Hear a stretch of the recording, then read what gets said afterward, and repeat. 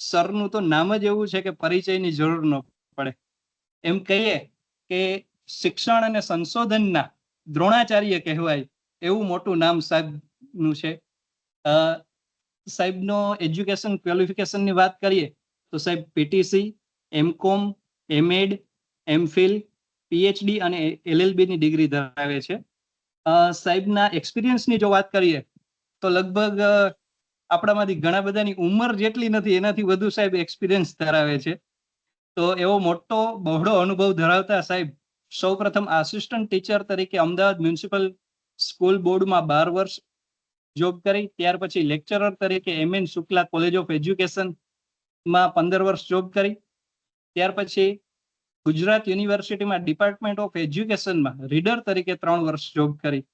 ત્યાર પછી ગુજરાત યુનિવર્સિટીમાં ડિપાર્ટમેન્ટ ઓફ એજ્યુકેશનના પ્રોફેસર તરીકે 11 વર્ષ જેટલી સેવા આપી અને ત્યારબાદ અમદાવાદ સ્થિત ગુજરાત વિદ્યાપીઠમાં 3 વર્ષ માટે પ્રોફેસર તરીકે સરે સેવા આપી અને તેની સાથે સાથે ગાંધીનગર સ્થિત આઈઆઈટી સેન્ટર ઓફ રિસર્ચના ડાયરેક્ટર તરીકે પણ સરે સેવા આપી છે 3 વર્ષ માટે. સરની પબ્લિશ થયેલી બુકની જો વાત કરીએ તો 24 જેટલી બુક સાહેબે સિંગલ ઓથર તરીકે પબ્લિશ કરી છે અને 24 બુકના નામ નહીં લઉં પણ જે અગત્યની બુક છે રિસર્ચ મેથોડોલોજી એન્ડ સ્ટેટિસ્ટિક જે ઇંગ્લિશમાં છે, પણ લગભગ ગુજરાતમાં કોઈ સંશોધનકાર જે સંશોધન કરતો હશે એજ્યુકેશન ક્ષેત્રે તેમાંથી લગભગ કોઈ બાકી નહીં હોય આ બુક વાંચવામાં. એ છે રિસર્ચ ઇન એજ્યુકેશન ગુજરાતીમાં. લગભગ એવું કહેવાય કે ગાઈડ છે સંશોધનની આ બુક. લગભગ બધાએ આ બુક વાંચેલી જ હશે, એનાથી પોતાના સંશોધનમાં માર્ગદર્શન પ્રાપ્ત કરતા હશે. તો આવી રીતે સરે કુલ 24 જેટલી બુક પ્રકાશિત કરી છે. ત્યાર પછી વાત કરીએ સરે માઇનર રિસર્ચ પ્રોજેક્ટ છે એ 3 પૂરા કરેલા છે. પબ્લિશ રિસર્ચ પેપર 28 જેટલા છે. પબ્લિશ આર્ટિકલ 29 છે. Research paper presented in seminar 48 paper સરે પ્રેઝન્ટ કરેલા છે. આ સિવાય 44 જેટલા વિડીયો સાહેબે યુટ્યુબ ઉપર પબ્લિશ કરેલા છે અને 43 થી વધુ સેમિનારમાં સાહેબ રિસોર્સ પર્સન તરીકે ઉપસ્થિત થઈ અને માર્ગદર્શિત કર્યા છે. ઘણી બધી યુનિવર્સિટીઓમાં સાહેબે 14 જેટલા સેમિનાર, વર્કશોપ વગેરે કન્ડક્ટ કરેલા છે. 74 જેટલા વર્કશોપ સાહેબે અટેન્ડ પણ કરેલા છે અને કેસીજી ખાતે સરે 11 જેટલા લેક્ચર આપેલા છે અને આપણે એફઆઈપી કોર્સ છે, રિફ્રેશર કોર્સ છે, એવા શોર્ટ ટર્મ કોર્સીસ જે અન્ય છે એમાં પણ સાહેબે પોતાના એક્સપર્ટ લેક્ચર 44 જેટલા આપેલા છે. અને વાત કરીએ કે અલગ અલગ કોલેજોમાં અને યુનિવર્સિટીમાં સરે પોતાના લેક્ચરથી માર્ગદર્શિત કરેલા છે એવા 250 થી વધુ લેક્ચર સાહેબે આપેલા છે. સાહેબ ટીચર એજ્યુકેશન આઈઆઈટી છે ત્યાં મેમ્બર ઓફ એકેડેમિક કાઉન્સિલના પૂર્વ સભ્ય છે. પૂર્વ સભ્ય હતા. બાબા સાહેબ આંબેડકર ઓપન યુનિવર્સિટીના એકેડેમિક કાઉન્સિલના પૂર્વ સભ્ય હતા. ગુજરાત યુનિવર્સિટીમાં સેનેટ સભ્ય તરીકે 5 વર્ષ તરીકે સાહેબે સેવા આપેલી છે અને આરએસી મેમ્બર સાહેબ ઘણી બધી યુનિવર્સિટીમાં છે, જેમ કે Gujarat Vidyapith Ahmedabad, children research university Gandhinagar અને Indian institute of teacher education Gandhinagar તથા ભાવનગર યુનિવર્સિટીમાં સાહેબ આરએસી મેમ્બર છે. તો આમ તો સરનો પરિચય આપવા બેસીએ તો લગભગ આખો દિવસ પણ ખૂટે અને સાહેબનો અનુભવ એટલો બહોળો છે. સાહેબ આજે આપણી વચ્ચે ઉપસ્થિત છે. સાહેબ વિશે એક સરસ મજાનો શ્લોક યાદ આવે કે યસ્ય સ્મરણ માત્રેણ જ્ઞાનમ ઉત્પદ્યતે સ્વયં ય એવ સર્વ સંપ્રાપ્તિ તસ્મૈ શ્રી ગુરુવે નમઃ. સાહેબ એવા ગુરુ છે કે જેમનું સ્મરણ કરવા માત્રથી જ્ઞાન સ્વયં ઉત્પન્ન થઈ જાય એવા સર છે અને સરને પ્રાપ્ત કરવા પછી બીજું કંઈ પ્રાપ્ત કરવાનું રહેતું નથી. તો એવા સતીશ પ્રકાશ શુક્લ સર આજે આપણી વચ્ચે છે અને આજે સર આપને જે નેકનો 6થો ક્રાઇટેરિયા છે ગવર્નન્સ, લીડરશિપ એન્ડ મેનેજમેન્ટ, આ ટોપિક ઉપર સર આપને આજે માર્ગદર્શિત કરશે. સરને સાંભળવા એ જ એક મોટો લાવો છે. તો હવે વધુ સમય ન લેતા સરના ચરણોમાં વિનંતી કે આપને સૌને આ 6થા ક્રાઇટેરિયામાં નેકનું માર્ગદર્શન આપે અને સૌને માર્ગદર્શિત કરે. પ્રણામ નિવેદન સાથે સતીશ પ્રકાશ શુક્લ સરને વિનંતી.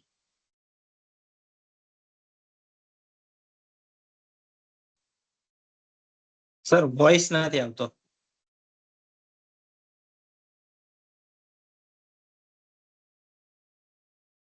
ના સર.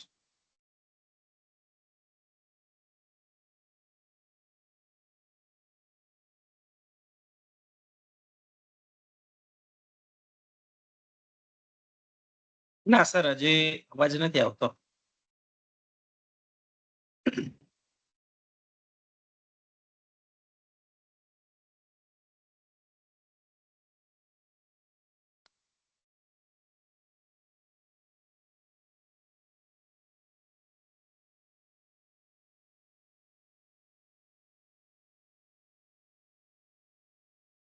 સર એક વખત લીવ થઈને આવ્યું હોય તો ફરીથી જોઈન થાવ તો.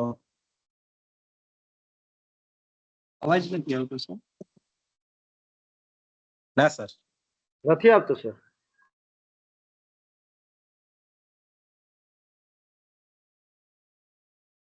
Voice is not audible.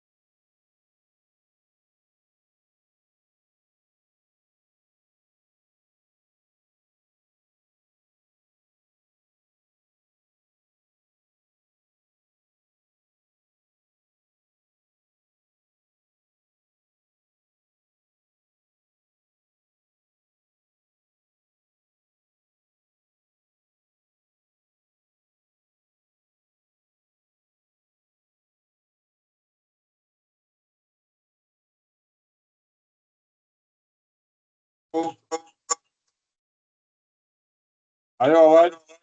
હા સર આવ્યો. યસ સર, આવ્યો? હવે આવે છે. Yes sir. હાજી સર. અરે આ તો મેં મોબાઈલ ચાલુ કર્યું છે એટલે આવ્યો. હા એ મોબાઈલ ચાલુ રાખો, વાંધો નહીં. હા હવે શું કરીએ? મોબાઈલ ઉપર ચલાવીએ. સર કોઈ એક ડિવાઇસમાં સ્પીકર બંધ કરી દેજો, ઇકો આવે છે સર. હા એ તો ખ્યાલ આવે.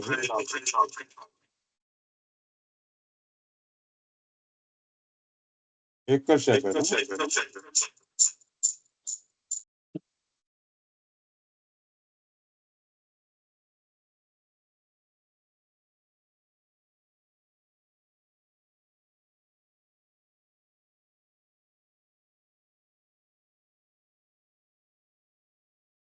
હવે આવે છે અવાજ?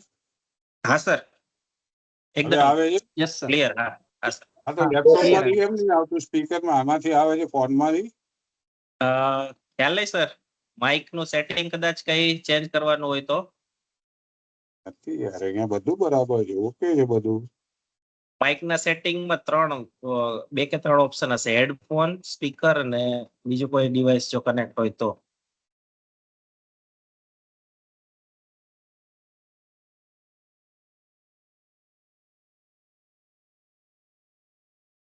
હા એક જ હા સર.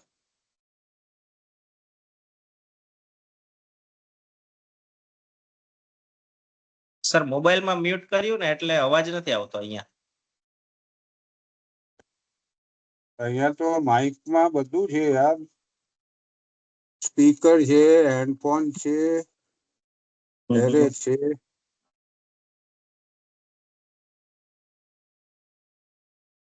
અહીંયા ઓકે લેપટોપમાં તો. હા યાર, એક જ સેકન્ડ, ટાઈમ બગડે છે.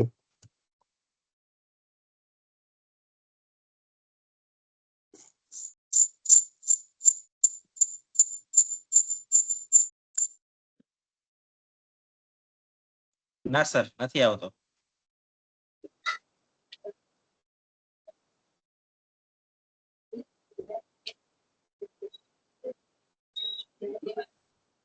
સર બંને ડિવાઇસ ત્યાં રાખો, મોબાઈલ ની અંદર તમે લેક્ચર આપો અને પેલામાં સ્ક્રીન શેર કરો અને પેલા મ્યુટ રાખો. બંને ચાલશે દુનિયામાં તો શું કરી? કારણ કે પેલામાં મારું સેટિંગમાં શું છે?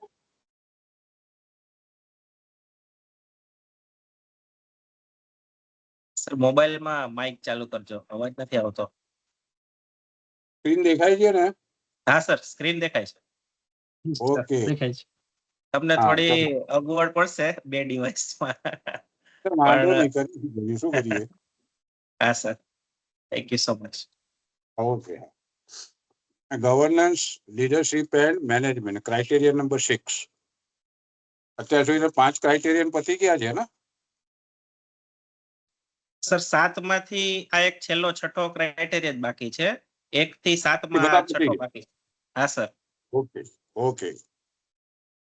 ને આપણા પાર્ટિસિપન્ટ્સ કેટલા છે એ મને જણાવશો કેટલા છે?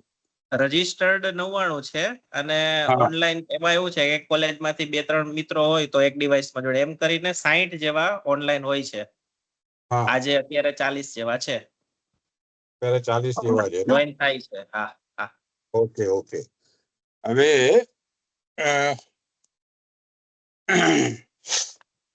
ક્રાઇટેરિયા નંબર 6 ની આપણે વાત કરીએ. એમાં ક્વેશ્ચન નંબર 1 છે ફર્સ્ટ, આપણે ઇન્સ્ટિટ્યુશનલ વિઝન એન્ડ લીડરશિપ. બરાબર, એમાં ક્વેશ્ચન નંબર 1 છે.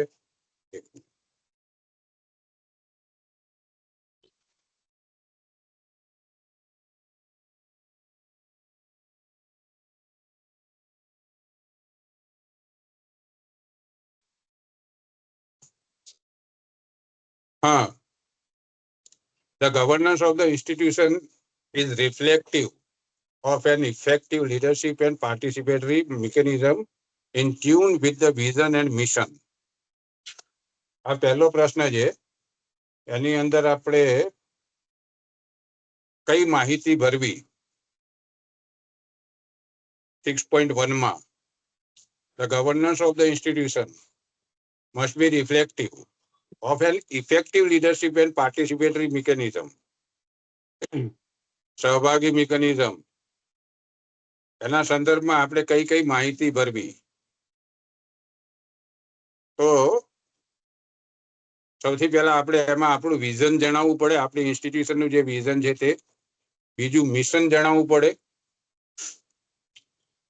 ત્રીજું મેનેજમેન્ટના સંદર્ભમાં આપણે વાત કરવી પડે, કારણ કે પાર્ટિસિપેટરી મિકેનિઝમ જોઈએ.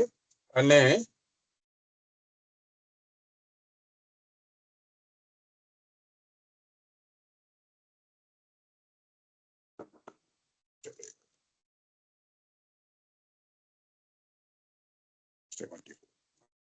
મેનેજમેન્ટના સંદર્ભમાં કઈ કઈ બાબતો રિફ્લેક્ટિવ લીડરશિપના સંદર્ભમાં જોઈએ તો રજિસ્ટ્રેશન ઓફ ટ્રસ્ટ હોવું જોઈએ, મેનેજમેન્ટ કમિટી હોવી જોઈએ આપણી જોડે, એના બધા ડોક્યુમેન્ટ આપણી જોડે તૈયાર હોવા જોઈએ. મેનેજમેન્ટ કમિટીમાં કોણ કોણ છે, કઈ પોસ્ટ છે, એની બાબત લખેલી હોવી જોઈએ. એમાં સેક્રેટરી, ચેરમેન અને અધર મેમ્બર્સ, તેના વિશેની માહિતી આપેલી હોવી જોઈએ. બધા ડોક્યુમેન્ટરી પ્રૂફ જોઈએ સહી સિક્કા સાથે. પછી implementation of rules and regulation of UGC, NCT, affiliating university and state government. એના રૂલ્સ એન્ડ રેગ્યુલેશન આપણી ઇન્સ્ટિટ્યુશનના સંદર્ભમાં કયા છે અને એનું ઇમ્પ્લિમેન્ટેશન કરવા માટે કયા કયા પ્રયત્નો કરવામાં આવ્યા છે અથવા તો કઈ રીતે ઇમ્પ્લિમેન્ટેશન તૈયાર કરવામાં આવ્યું છે, એનો અમલ કરવામાં આવ્યો છે, તેની લેખિત નોંધ જોઈએ, ડોક્યુમેન્ટ્સ જોઈએ અને એની માહિતી આપણે આપવાની રહે છે આની અંદર. અને 6.1.1 જ આગળ આપણે participatory mechanism and participatory decision making માટે શું કરી શકાય ઇન્સ્ટિટ્યુશનમાં, તેના માટે ગવર્નિંગ બોડીની રચના થયેલી હોવી જોઈએ, આઈક્યુએસસી હોવી જોઈએ. પાર્ટિસિપેટરી મિકેનિઝમ અને પાર્ટિસિપેટરી ડિસિઝન મેકિંગના સંદર્ભમાં વાત કરીએ તો ગવર્નિંગ બોડી, આઈક્યુએસસી એ બધાની ગવર્નિંગ બોડી જે છે એનું લેખિતમાં એવિડન્સ જોઈએ. પ્લેસમેન્ટ સેલ છે, પ્લેસમેન્ટ સેલમાં કોણ કોણ છે, કોનો સમાવેશ થાય છે, કઈ પ્રક્રિયા કરવામાં આવે છે, કઈ પ્રવૃત્તિઓ કરવામાં આવે છે, તેના વિશેની માહિતી એની અંદર લખેલી હોય છે. દોસ્તો અહીંયા ધ્યાન રાખજો કે ઘણી બધી માહિતી છે એક કરતા વધારે ક્રાઇટેરિયનમાં આપવાની થાય છે, પણ જ્યાં પણ તમે માહિતી આપો ત્યાં ડોક્યુમેન્ટરી પ્રૂફ સાથે આપો. પ્લેસમેન્ટ સેલની ક્યારે મીટિંગ થઈ, એમાં કઈ બાબતો અંગેની ડિસ્કશન થયું, કઈ રીતે પ્લેસમેન્ટ સેલનું આયોજન કર્યું, કઈ કઈ સંસ્થાઓ તમારે પ્લેસમેન્ટ સેલમાં આવી, એ તમામની માહિતી આપણે લખવાની રહે છે એની અંદર. સ્ટુડન્ટ્સ કાઉન્સિલ જો હોય તો તેના વિશેની માહિતી અને સ્ટુડન્ટ કાઉન્સિલની રચના કઈ રીતે થાય છે, એની પ્રોસેસ શું છે, તેના વિશેની માહિતી અને સ્ટુડન્ટ કાઉન્સિલની મીટિંગ્સ, આ બધાના ડોક્યુમેન્ટરી હું વારંવાર નહીં કહું કે ડોક્યુમેન્ટરી પુરાવા જોઈશે, પણ કઈ કઈ પ્રવૃત્તિઓ થાય છે તે તમામની માહિતી એની અંદર હોવી જોઈએ. પછી પાર્ટિસિપેટરી મિકેનિઝમમાં finance planning and evaluation, examination, library and admission committees હોવી જોઈએ. તમામની જેટલા પણ અહીંયા થોડા એક્ઝામ્પલ આપેલા છે, જેટલી પણ મેજર પ્રવૃત્તિઓ છે એના માટેની કમિટી બનેલી હોવી જોઈએ, કમિટીની મીટિંગ થયેલી હોવી જોઈએ, એના ઠરાવો તૈયાર થવા જોઈએ, એની મિનિટ્સ તૈયાર થવી જોઈએ, એનું અગાઉથી સૂચના આપેલી હોવી જોઈએ તમામ સદસ્યોને, સભ્યોને. તેના માટેનું કોમ્યુનિકેશન માટેનું જે કોઈ પણ ડોક્યુમેન્ટ હોય તે આપણે પ્રિઝર્વ કરવાનું રહે છે ને રજૂ કરવાનું રહે છે ડોક્યુમેન્ટરી પ્રૂફ તરીકે. એલ્યુમનાઈ એસોસિએશન એ પણ પાર્ટિસિપેટરી મિકેનિઝમમાં આવે, પાર્ટિસિપેટરી ડિસિઝન મેકિંગમાં આવે, કારણ કે એલ્યુમનાઈ એસોસિએશનના અમુક સભ્યોને આપણે અમુક કમિટીમાં રાખી શકીએ છીએ, જેના આધારે વિદ્યાર્થીઓ તેમના અનુભવના આધારે પણ આપણને કઈ માહિતી આપી શકે છે, પ્રશ્નો ઉઠાવી શકે છે, એમની એક્સપર્ટાઇઝ આપી શકે છે. એલ્યુમની એસોસિએશનની રચના થઈ. ફીડબેક મિકેનિઝમ હોવું જોઈએ, ટીચર્સ માટે વિદ્યાર્થીઓ ફીડબેક આપે, વિદ્યાર્થીઓ સંચાલકના સંદર્ભમાં ફીડબેક આપે, કરિક્યુલમના સંદર્ભમાં આપણે ફીડબેક મિકેનિઝમ આપણે જાણીએ, પણ ફીડબેક મિકેનિઝમની સાથે એનું એનાલિસિસ થવું જોઈએ, ખાસ કરીને આપણા ટીચર્સનું. અને કરિક્યુલમ ટ્રાન્ઝેક્શનના સંદર્ભમાં આપણે ફીડબેક જે ફોર્મેટ તૈયાર કર્યું હોય એ હોવું જોઈએ. પીઆરઓ હોવા જોઈએ, પબ્લિક રિલેશન ઓફિસર હોવા જોઈએ, જે આપણી સંસ્થાની પ્રવૃત્તિઓ સાથે અન્ય લોકોને માહિતગાર કરે, આપણી સંસ્થામાં મુલાકાત લેવા આવે, એમની જોડે સંસ્થાની માહિતી આપે. એક એવા પીઆરઓની નિમણૂક થયેલી હોવી જોઈએ. આટલી બાબતો આપણે 6.1.1 ના સંદર્ભમાં વાત કરી શકીએ છીએ. પછી એમાં 6.1.2 institution practices, decentralization and participative management. Decentralisation, તો ડિસેન્ટ્રલાઇઝેશન માટે આપણે આગળ વાત કરીએ એ રીતે ગવર્મેન્ટ બોડી હોય એનું પોતાનું કામ, આઈક્યુએસસી નું જે કામ છે એ કામ એ લોકો કરે, સ્ટુડન્ટ કાઉન્સિલને કામ આપણે સોંપી દઈએ છીએ. ને આ બધી કમિટીઝ જે બનાવી છે એને પણ આપણે કામ સોંપી દઈએ, પણ કયા કામ એમણે આપણે સોંપીએ છીએ, કઈ બાબતોના ડિસિઝન લેવા માટે એમને કામ આપીએ, આપણે છૂટ આપીએ છીએ, તેના અંગેની માહિતી હોવી જોઈએ. દરેક કમિટીની વર્કિંગ એરિયા શું છે તે પહેલાથી નિશ્ચિત થયેલું હોવું જોઈએ, અને દરેક કમિટીની રેગ્યુલર અમુક સમયાંતરે મિટિંગ થવી જોઈએ. તો ડિસેન્ટ્રલાઇઝેશનમાં finance committee, planning and evaluation committee, examination committee, library and admission committee. Participatory મેનેજમેન્ટમાં representation of teachers, support staff, students, parents, university or government representative, અહીંયા પી ની જગ્યાએ પેલું આવી ગયું છે, મેનેજમેન્ટમાં આ લોકોને કોઈ પણ એક જગ્યાએ સાંકળવા જોઈએ. અને જ્યારે પાર્ટિસિપેટિવ મેનેજમેન્ટની વાત કરીએ તો એનું ફોર્મેટ આપણે તૈયાર કરવાનું કે ભાઈ મેનેજમેન્ટમાં કોણ રહેશે અને કોને કઈ રીતે આપણે સાંકળીશું.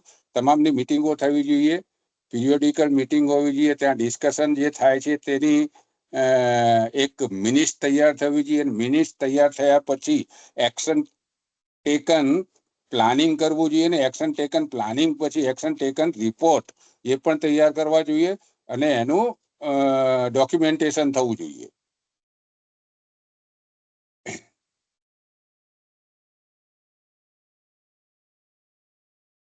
પછી question number 6.1.3 the institution maintains transparency, પારદર્શિતા. સામા તો ફાઇનાન્શિયલ નાણાકીય બાબતોમાં, એકેડેમિક શૈક્ષણિક, એડમિનિસ્ટ્રેટિવ વહીવટી અને અધર ફંક્શનમાં. તો ટ્રાન્સપરન્સી મેન્ટેન કરવા માટે શું કરી શકીએ? તો circulation of the agenda of meeting in advance. કોઈ પણ મીટિંગનું આયોજન કરવામાં આવે તો લાગતા વળગતા સભ્યોને એનો એજન્ડા પહેલાથી મોકલવો જોઈએ. એની સાથે જોડાયેલા અન્ય સભ્યો જેની ઉપર એ અમલ થવાનો હોય એમાંથી કોઈને પણ આપણે આપવું હોય તો એ એજન્ડા આપી શકીએ. એડવાન્સમાં મીટિંગ થાય એ પહેલા એજન્ડા તૈયાર કરી દીધેલા હોવા જોઈએ અને એનું સર્ક્યુલેશન થવું જોઈએ. એનું ડોક્યુમેન્ટરી પુરાવો આપણી જોડે હોવો જોઈએ.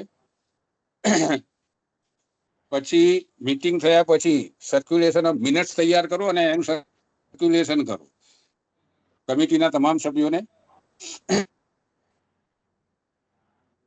પછી ફાઇનાન્શિયલ ટ્રાન્સપરન્સીના સંદર્ભમાં, નાણાકીય પારદર્શિતાના સંદર્ભમાં અંદાજપત્ર તૈયાર થયેલું હોવું જોઈએ. બજેટિંગ હોવું જોઈએ, લોકો જોઈ શકે એ રીતે બજેટિંગ હોવું જોઈએ. એનું ડોક્યુમેન્ટેશન થવું જોઈએ. શક્ય હોય તો આપણી વેબસાઇટ પર મૂકી શકાય. બુક્સ ઓફ એકાઉન્ટ્સ જે પણ હોય એનું યોગ્ય રીતે મેન્ટેનન્સ થયેલું હોવું જોઈએ.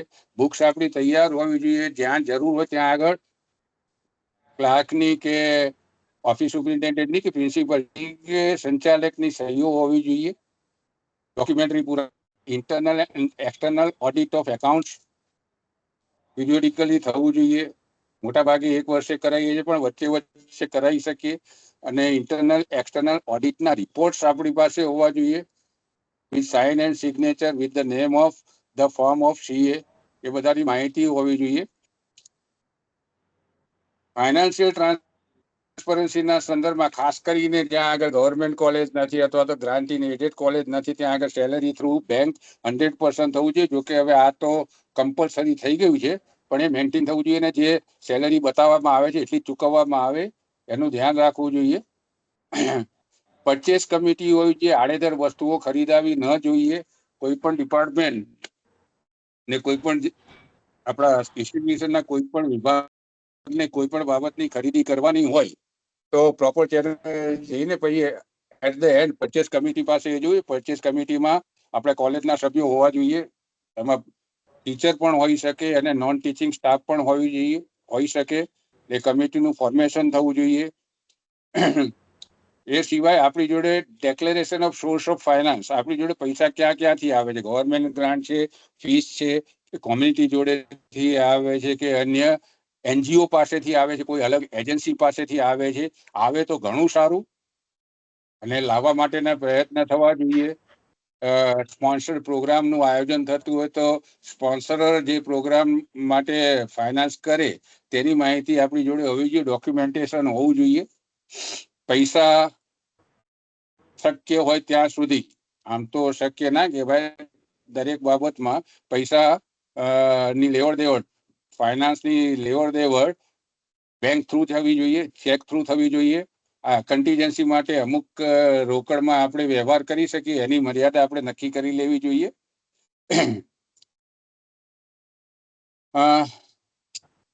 પછી એકેડેમિક ટ્રાન્સપરન્સી, શૈક્ષણિક ટ્રાન્સપરન્સી, પારદર્શિતા ઘણો મોટો પ્રોબ્લેમ છે.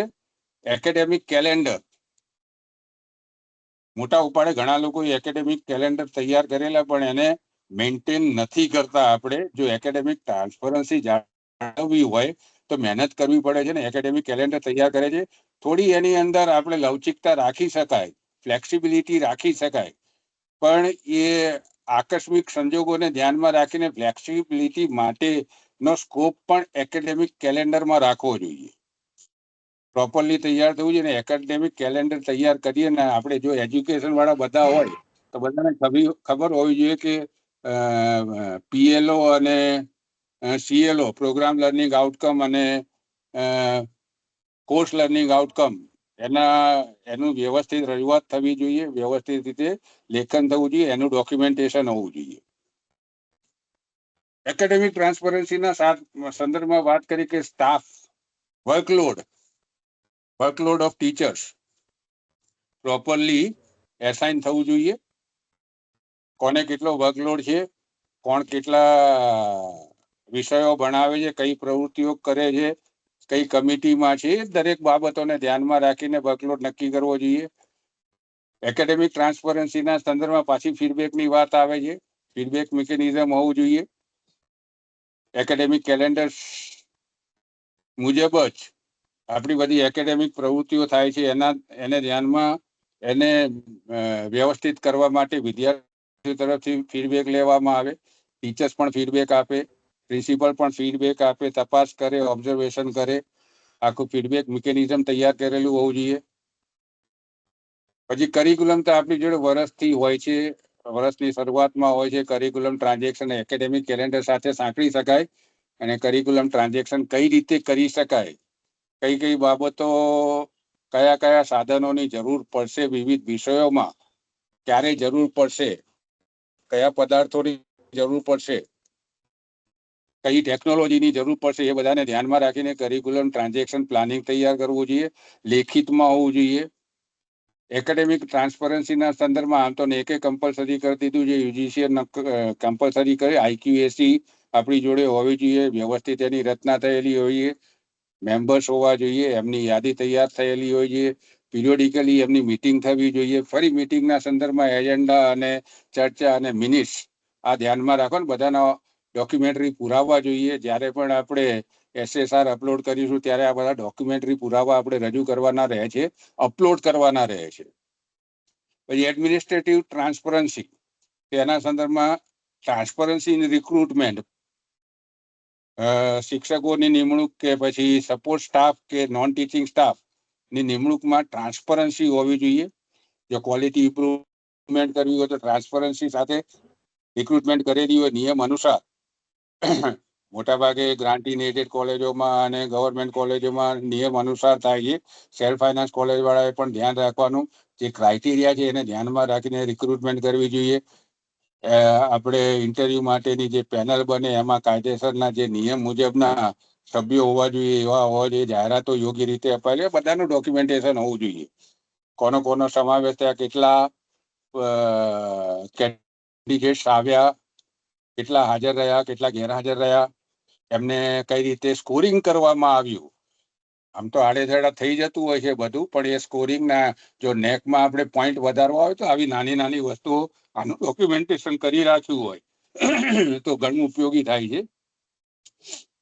એડમિશન પ્રોસેસ, જો કે હવે મોટા ભાગે સેન્ટ્રલાઇઝડ એડમિશન પ્રોસેસ થઈ ગઈ છે, એટલે એમાં જે તમારા ભાગે જે કામ આવે છે એના વિશેના એની માહિતી તમે આપી દો. કોલેજના સંદર્ભે કઈ પ્રવૃત્તિઓ આવે છે ને એડમિશન કમિટી કે યુનિવર્સિટી કે અત્યારે આપણા ત્યાં ચાલી રહ્યું છે આ જીકા, એ લોકોની શું ભૂમિકા છે એ બધું દર્શાવતી આખી માહિતી, આખો રિપોર્ટ તૈયાર કરવો જોઈએ. એડમિશન અમારે આ રીતે થાય છે અને સંખ્યા ઘટે તો શું કરવામાં આવે છે, કેન્ડિડેટ ઘટે તો શું કરવામાં આવે છે, આખી જો કર્યું હોય તો લખવું જોઈએ. અને બધું આપણે કાયદેસર જ કરતા હોઈએ છીએ. એટલે આ નેક તમે શું કરો છો એના કરતા તમે એવિડન્સ કેટલા રજૂ કરી શકો છો એના ઉપર વધારે ધ્યાન આપવામાં આવે છે. આ ધ્યાન રાખજો. ઘણી બધી પ્રવૃત્તિઓ આપણે કરી રાખતા પણ એનું ડોક્યુમેન્ટેશન નથી કરતા. અમુક બાબતો લીધી છે. પછી એડમિનિસ્ટ્રેટિવ ટ્રાન્સપરન્સીમાં એસાઇનમેન્ટ ઓફ વર્ક, આગળ વાત કરી એ રીતે કે ભાઈ ટીચિંગ નું વર્કલોડ નક્કી કરો. એ સિવાય પણ ઘણા બધા કામ ટીચર્સને કરવાના હોય છે સંસ્થા કક્ષાએ. સરકાર કક્ષાની વાત નથી કરતો, સંસ્થા કક્ષાએ ઘણી બધા કામ કરવાના હોય. ઘણી બધી કમિટીઓની જવાબદારી હોય છે. એટલે જુદી જુદી કમિટીઓમાં જુદા જુદા લોકોને વર્કલોડમાં અને વર્કલોડમાં સમાનતા જળવાય એ બાબતને ધ્યાનમાં રાખી અને ટીચર્સની આવડત ક્ષમતા ને ધ્યાનમાં રાખીને એમને એસાઇનમેન્ટ કરવું જોઈએ. નોન ટીચિંગ સ્ટાફને પણ આપણે ઘણી બધી બાબતોમાં સાંકળતા હોઈએ છીએ, એમને ઇન્વોલ્વ કરતા હોઈએ છીએ, કરવા જ જોઈએ. સપોર્ટ સ્ટાફ જે છે તો એમને કયું કામ સોંપવામાં આવ્યું એના વિશેનું આખું એક રિપોર્ટ આપણી જોડે હોવો જોઈએ અથવા એની યાદી હોવી જોઈએ. આ બધું ડોક્યુમેન્ટરી હોવું જોઈએ. પછી એકેડેમિક એન્ડ એડમિનિસ્ટ્રેટિવ ઓડિટ આપણું થવું જોઈએ, એનો રિપોર્ટ આપણી જોડે હોવી જોઈએ. આ એસાઇનમેન્ટ ઓફ વર્ક ફરીથી રિપીટ થઈ જાય એટલે એને જવા દઉં છું. આટલી બાબતો હોય તો એડમિનિસ્ટ્રેટિવ ટ્રાન્સપરન્સી અને ઘણી બધી બાબતો ઉમેરી શકાય, અને મને જેટલી યાદ આવી એટલી મેં લખી છે.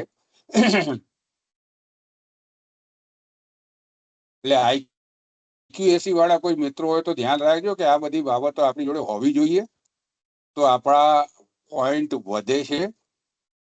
અને જ્યાં સુધી એવિડન્સ રજૂ કરવામાં નહીં આવે ત્યાં સુધી ગમે તેટલું કામ કરેલું હોય એની કોઈ ઉપયોગિતા નથી રહેતી. એટલે બધું એવિડન્સ બેઝ તૈયાર કરવાના ડોક્યુમેન્ટ, અને બને ત્યાં સુધી જ્યાં જરૂર હોય ત્યાં આગળ સહી સિક્કા સાથે તારીખ સાથે બધી માહિતી એની અંદર લખેલી હોવી જોઈએ. પછી 6.2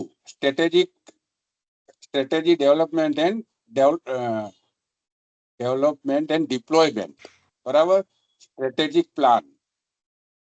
એમાં પહેલો ક્વેશ્ચન છે, the institutional strategic plan is effectively deployed. હવે સ્ટ્રેટેજિક પ્લાન ઇફેક્ટિવલી ડિપ્લોયડ, જો ઇફેક્ટિવલી એને ડિપ્લોય કરવું હોય તો સ્ટ્રેટેજિક પ્લાન પણ એવો જોરદાર તૈયાર થયેલો હોવો જોઈએ. પછી આવે છે એને ડિપ્લોય કરવાની વાત. તો સ્ટ્રેટેજિક પ્લાનમાં કઈ કઈ બાબતો આવી શકે, તો વેલ્યુ એડેડ કોર્સિસ આપણે શરૂ કરી શકતા હોઈએ, કરવા જ જોઈએ. અને આ ડિમાન્ડ રહે છે નેકવાડાની કે વેલ્યુ એડેડ કોર્સિસ કયા કર્યા તમે, આપણા વિસ્તારને ધ્યાનમાં રાખીને, આપણી ફેકલ્ટીને ધ્યાનમાં રાખી, વિદ્યાર્થીઓની જરૂરિયાતને ધ્યાનમાં રાખી અને આજની પ્રોફેશનલ લાઈફને ધ્યાનમાં રાખીને વેલ્યુ એડેડ કોર્સિસ કયા કરી શકાય એ આપણે તપાસ કરી લેવી જોઈએ ને ચાલુ કરવા જોઈએ વેલ્યુ એડેડ કોર્સિસ. એના માટે એક્સ્ટ્રા ફી પણ લઈ શકાય. જો મંજૂરી લેવી પડે તો જે તે એજન્સીની મંજૂરી અંગેના કોરસ્પોન્ડન્સ કોમ્યુનિકેશન માટેના કાગળિયા આપણી જોડે તૈયાર થયેલા હોવા જોઈએ. વેલ્યુ એડેડ કોર્સ ચાલુ કર્યા હોય તો કેટલા પીરિયડ લેવાય છે, કેટલા વિદ્યાર્થીઓ પાર્ટિસિપેટ છે, અને કોણ એમાં એક્સપર્ટ તરીકે આવે છે, ક્યારે ક્યારે આવ્યા, એમને કઈ રીતે ચૂકવણી કરવામાં આવે છે, કઈ રીતે રેમ્યુનરેશન આપવામાં આવે છે, તમામની માહિતી આપેલી હોવી જોઈએ. MOUs, જો આપણે સ્ટ્રેટેજિક પ્લાનની વાત કરતા હોઈએ તો વિવિધ સંસ્થાઓ સાથે મેમોરેન્ડમ ઓફ અન્ડરસ્ટેન્ડિંગ્સ આપણે તૈયાર કરવા જોઈએ. આપણી સંસ્થાઓના તંત્રમાં ઘણી જગ્યાએ એવું જોવા મળ્યું છે કે BEd કોલેજ હોય તો સ્કૂલ સાથે MOU કરી લે. એટલે ભાઈ સ્કૂલમાં તો આપણે લેસન આપવા જઈએ છીએ, તો ત્યાં MOU કરીએ કે ના કરીએ, લેસન આપવા જઈએ છીએ. આપણે કઈ એમાં ઇનોવેટિવ કામ શું કરી શકીએ, કોની જોડે MOU કરી શકાય. અને આજકાલની દુનિયા AI જમાનામાં તો ઘણી બધી એજન્સી સાથે આપણે MOU કરી શકીએ છીએ. અન્ય યુનિવર્સિટીની કોલેજો સાથે, અન્ય યુનિવર્સિટી સાથે MOU કરી શકીએ. આપણી જોડે એક્સપર્ટાઇઝ હોય, આપણા પ્રોફેસરો પાસે એક્સપર્ટાઇઝ હોય, આપણી જોડે નથી, માની લો કે બીજી જગ્યાએ આપણને કોઈ એક્સપર્ટાઇઝ જોવા મળે છે તો એમને પણ આપણા ત્યાં લાવવા માટે MOU કરી શકીએ. સ્ટુડન્ટ કે ટીચર એક્સચેન્જ પ્રોગ્રામ માટે આપણે MOU કરી શકીએ. પરીક્ષા વ્યવસ્થા માટે આપણે MOU કરી શકીએ. લાઇબ્રેરી માટે, લાઇબ્રેરી બુક બેંક માટે MOU કરી શકીએ. જર્નલ પબ્લિશ કરવા માટે MOU કરી શકીએ. ઘણા બધા રસ્તા છે. ફક્ત સ્કૂલ જોડે MOU કરી દે એટલે પતિ નથી જતું. આપણે વિચારો MOU કોની જોડે કરીએ. પછી collaboration with other institute, resources, teacher student exchange programme, આ મેં આગળ વાત કરી, આનું આયોજન થવું જોઈએ. કારણ કે આપણે જાણીએ છીએ કે કોઈ ને કોઈ સંસ્થામાં અમુક બાબતમાં અમુક શિક્ષકો ખૂબ જ એક્સપર્ટ હોતા હોય છે, જે કદાચ આપણી સંસ્થામાં ના હોય તો એમની એક્સપર્ટાઇઝનો લાભ લેવો જોઈએ ને આપણી સંસ્થામાં જે એક્સપર્ટ હોય એમને બીજી સંસ્થામાં લાભ આપવો જોઈએ. અને બીજું સ્ટ્રેટેજિક પ્લાનમાં વિદ્યાર્થીઓ વચ્ચે પણ ઇન્ટરેક્શન થાય, આપણી સંસ્થા અને અન્ય સંસ્થાના વિદ્યાર્થીઓ જોડે, અન્ય રાજ્યની સંસ્થાના વિદ્યાર્થીઓ જોડે, અન્ય દેશની સંસ્થાના વિદ્યાર્થીઓ જોડે એક્સચેન્જ થતું હોય તો જ્યાં સુધી આપણે પહોંચી શકતા હોય, જો એ કરતા હોઈએ તો એનું આખું આપણી જોડે ડોક્યુમેન્ટ તૈયાર થયેલું હોવું જોઈએ. સ્ટ્રેટેજિક પ્લાન તૈયાર કર્યો છે શિક્ષકો માટે, એટલે કે આપણા ટીચર્સ માટે. પ્રોફેસર શબ્દ નથી વાપરતા, આપણે બધા ટીચર્સ છીએ. આપણા ટીચર્સ માટે ઘણી ચેલેન્જિંગ બાબતો આવે, એનો અમલ કરવામાં ઘણા બધા પ્રોબ્લેમ્સ ઊભા થઈ શકે, અને અમુક પાછા તૈયાર થતા જ નથી કે અમે આ નવું કામ નહીં કરીએ, ડરતા હોય છે, અથવા તો બીજા કોઈ કારણ હોય. તો એવા માટે આપણે ટ્રેનિંગ પ્રોગ્રામનું આયોજન કરીએ. એમાં પણ MOUs કામમાં આવે છે, એક્સચેન્જ પ્રોગ્રામ પણ કામમાં આવે છે. એટલે ટીચિંગ અને નોન ટીચિંગ સ્ટાફ માટે ટ્રેનિંગ પ્રોગ્રામ્સ તૈયાર કરવા જોઈએ. દાખલા તરીકે અત્યારે બહુ ચાલ્યું આપણે શું પેલું ભારતીય જ્ઞાન પરંપરા, IKF ને AI ને ઘણું બધું ચાલી રહ્યું છે, અને એમાં આપણે ઘણા બધા સેમિનાર, વર્કશોપ ને બધું કર્યું. આ તમે એક સ્પેશિયલ વર્કશોપ જ કરી રહ્યા છો નેકના સંદર્ભમાં, તાલીમ આપવાના સંદર્ભમાં. એટલે આવા ટ્રેનિંગ પ્રોગ્રામ તૈયાર કરેલા હોવા જોઈએ, થવા જોઈએ. પોઈન્ટ્સ આપણે વધારવા હોય તો હવે ટીચિંગ સ્ટાફ કે નોન ટીચિંગ સ્ટાફની કાર્યક્ષમતા વધારવી હોય તો એમનો કાર્ય સંતોષ ઉચ્ચ કક્ષાએ હોય એનું ધ્યાન રાખવું પડે. અને એમાં વેલફેર સ્કીમ્સ જો આપણે એમના માટે તૈયાર કરેલી હોય, કરવી જોઈએ. કઈથી જો કે આપણી એજ્યુકેશન કોલેજીસની ઘણી બધી સમસ્યાઓ છે ફાઇનાન્સના સંદર્ભમાં, ખાસ કરીને ગ્રાન્ટીન એડેડ અને સરકારી કોલેજોમાં. અને સેલ્ફ ફાઇનાન્સમાં એ ખરું એ પ્રોબ્લેમ તો છે, પણ આવા કોઈ વેલફેર સ્કીમ પ્રોગ્રામ તૈયાર કરી શકીએ તો. અત્યારે હું વાત કરું તો ઘણી એવી સંસ્થાઓ છે જે ભારતમાં બહુ જ સારું આગળ પડતી સંસ્થા છે એજ્યુકેશનના સંદર્ભમાં, અને જેમને નેકમાં બહુ સારા ગ્રેડ આવ્યા છે. જે બહુ મોટું સાર્વજનિક ટ્રસ્ટ હોય, બહુ મોટું ટ્રસ્ટ હોય, એ લોકોએ ઘણા બધા વેલફેર પ્રોગ્રામ તૈયાર કરે. પણ આપણા લેવલે ટીચિંગ અને નોન ટીચિંગ સ્ટાફ માટે અથવા તો સ્ટુડન્ટ્સ માટે કોઈ વેલફેર સ્કીમ ચાલુ, કશું ના કરીએ તો બુક બેંક ચાલુ કરીએ ને વિદ્યાર્થીઓ માટે, એ પણ થઈ શકે. ફ્રી ચેકઅપ રાખીએ વિદ્યાર્થીઓ માટે, મેડિકલ સુવિધા રાખીએ, કોલેબોરેશન કરીએ. 2-4 કોલેજો ભેગી થઈને આવી કોઈ સુવિધા ઊભી કરી શકે. એ સિવાય સ્ટ્રેટેજિક પ્લાનનો સારી રીતે અમલ કરવો હોય in terms of academic progress, તો આપણે રેમેડિયલ ક્લાસીસ પણ આફ્ટર ઓલ તો આપણે વિદ્યાર્થીઓને આગળ લઈ જવા છે કે તમામ વિદ્યાર્થીઓ એક સમાન ગતિએ આગળ નથી વધતા. જે નબળા રહી ગયા છે એમના માટે રેમેડિયલ ક્લાસીસ ચાલુ કરવા જોઈએ. મને યાદ છે ત્યાં સુધી ઘણી બધી ગ્રાન્ટીન એડિડ કોલેજોને રેમેડિયલ ક્લાસીસ ચલાવવા માટે ગવર્મેન્ટ તરફથી ગ્રાન્ટ પણ મળેલી હોય છે, પણ એનો યોગ્ય ઉપયોગ થવો જોઈએ. સેલિબ્રેશન ઓફ સ્પેશિયલ ડેઝ, ભારતીયતાનો વિકાસ કરવાનો, રાષ્ટ્ર પ્રેમનો વિકાસ કરવાનો, આંતરરાષ્ટ્રીય સમજનો વિકાસ કરવાનો હોય, રાષ્ટ્રીય સમજનો વિકાસ કરવાનો હોય, કે લોકોની સામાજિક જવાબદારીના સંદર્ભમાં સમજ વિકસાવવાની હોય, ત્યારે સેલિબ્રેશન ઓફ સ્પેશિયલ ડેઝ શક્ય હોય ત્યાં સુધી એકેડેમિક કેલેન્ડર ખોરવાય ન તે રીતે એનું આયોજન કરવું જોઈએ, એનો અમલ કરવો જોઈએ. અને એકેડેમિક કેલેન્ડરમાં એની જોગવાઈ કરેલી હોવી જોઈએ. જેના કારણે આપણા જે સ્ટ્રેટેજિક પ્લાન આપણે તૈયાર કર્યું છે એનો યોગ્ય રીતે અમલ કરી અને બાયફર્કેટ કરી. અહીંયા અમુક જ મુદ્દા આપેલા છે.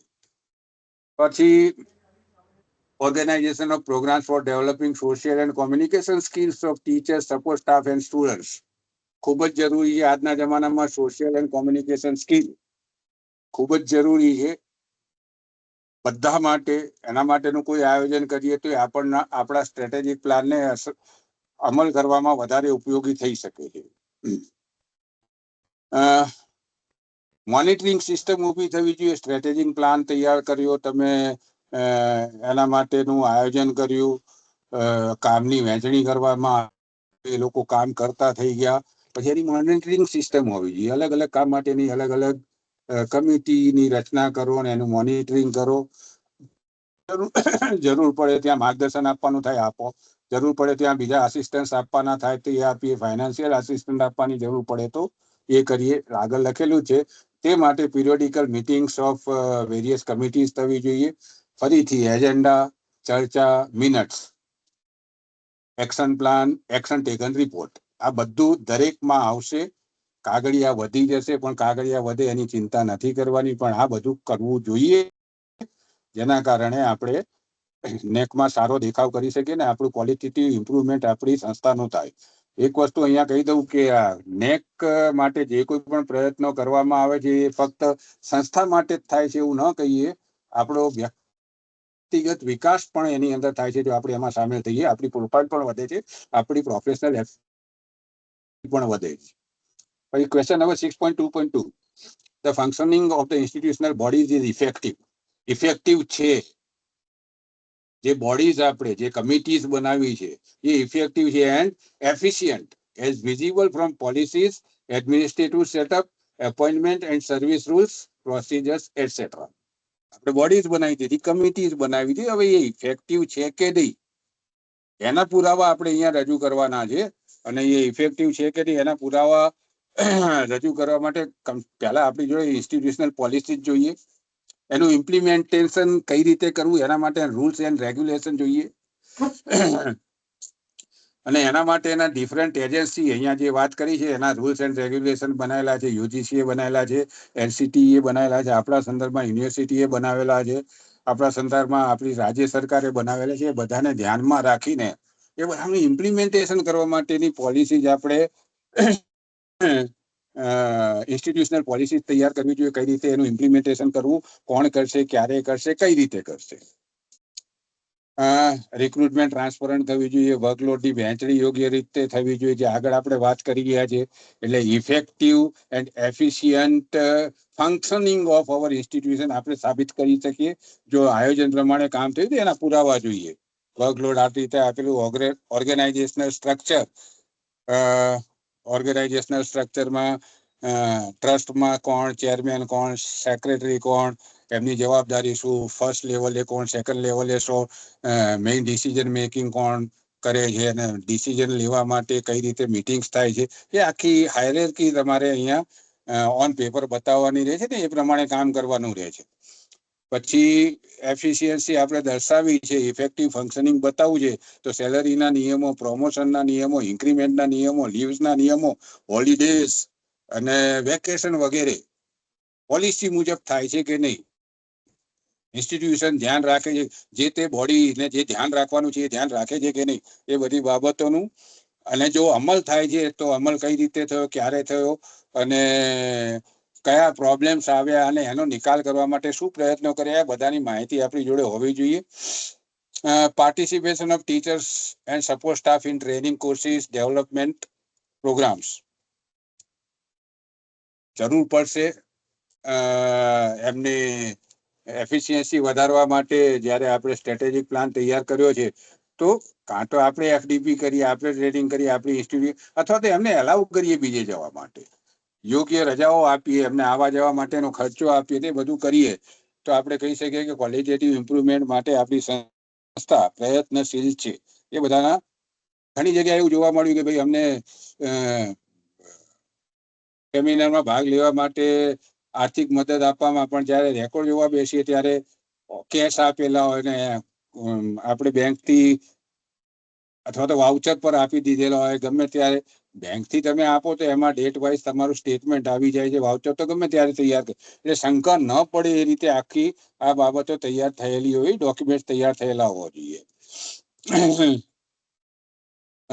ફાઇનાન્શિયલ સપોર્ટ એ આગળ વાત કરી ગયા, એના માટેની કઈ યોજના છે, કયા રૂલ્સ છે અને એનો અમલ કઈ રીતે કરવામાં આવે છે ફાઇનાન્શિયલ સપોર્ટના સંદર્ભમાં, એની બધી આપણી જોડે લેખિત માહિતી હોવી જોઈએ. Question 6.2.3, implementation of e-governance are in the following areas of operation. હવે આમાં છે ને કે આપી જ દીધા છે કે ભાઈ આ 7 વિસ્તારમાં તમે ઈ ગવર્નન્સ નો ઉપયોગ કરો છો કે નહીં. જો તમે કરતા હો તો આમાં સ્કોરિંગ આપેલું છે કે મિનિમમ 5 હોય તો A ગ્રેડ, મિનિમમ 4 હોય તો બી ને મિનિમમ 3 હોય આ 7માંથી. એમાં આપણે ક્યાં ક્યાં કરીએ છીએ તો પ્લાનિંગ એન્ડ ડેવલપમેન્ટના સંદર્ભમાં આપણે ઈ ગવર્નન્સનો ઉપયોગ ક્યાંથી કરીએ છીએ, કઈ રીતે કરીએ છીએ, કઈ રીતે આપણે ઓનલાઈન મીટિંગ કરીએ છીએ, ઓનલાઈન પ્લાનિંગ કરીએ છીએ, કઈ રીતે ઓનલાઈન પ્રોગ્રામ કરીએ છીએ, કઈ રીતે આપણે ઓનલાઈન સેમિનાર, વર્કશોપનું આયોજન કરીએ, ડેવલપમેન્ટની સમજ મેળવવાના સંદર્ભમાં અને કામ કરવા. એડમિનિસ્ટ્રેશનના સંદર્ભમાં આપણે જાણીએ છીએ ઘણી બધી સોફ્ટવેર હવે મળી રહે છે એડમિનિસ્ટ્રેશનમાં ઉપયોગી થાય એવા, ખાસ કરીને લાઇબ્રેરીના સંદર્ભમાં, હાજરીના સંદર્ભમાં, એટેન્ડન્સના સંદર્ભમાં. ઘણા બધા સોફ્ટવેર મળી રહે છે અને પીરિયડ વાઇઝ હાજરી પણ લેવાતી હોય છે, વિષય વાઇઝ હાજરી પણ લેવાતી હોય છે. આખા સોફ્ટવેર આવી ગયા છે, આ બધાનો આજે આપણે ઉપયોગ કરતા હોઈએ. ન કરતા હોઈએ તો કરવાનો પ્રયત્ન કરવો જોઈએ, અને કરતા હોઈએ તો કઈ સોફ્ટવેર વાપર્યું છે ને એની મિકેનિઝમ શું છે, ઇન શોર્ટ આપણે ઓન પેપર તૈયાર કરેલું હોવું જોઈએ. અને શક્ય હોય ત્યાં સુધી જે તે સોફ્ટવેરના સ્ક્રીનશોટ લઈને મેઇન પેજના આપણે મૂકવા જોઈએ.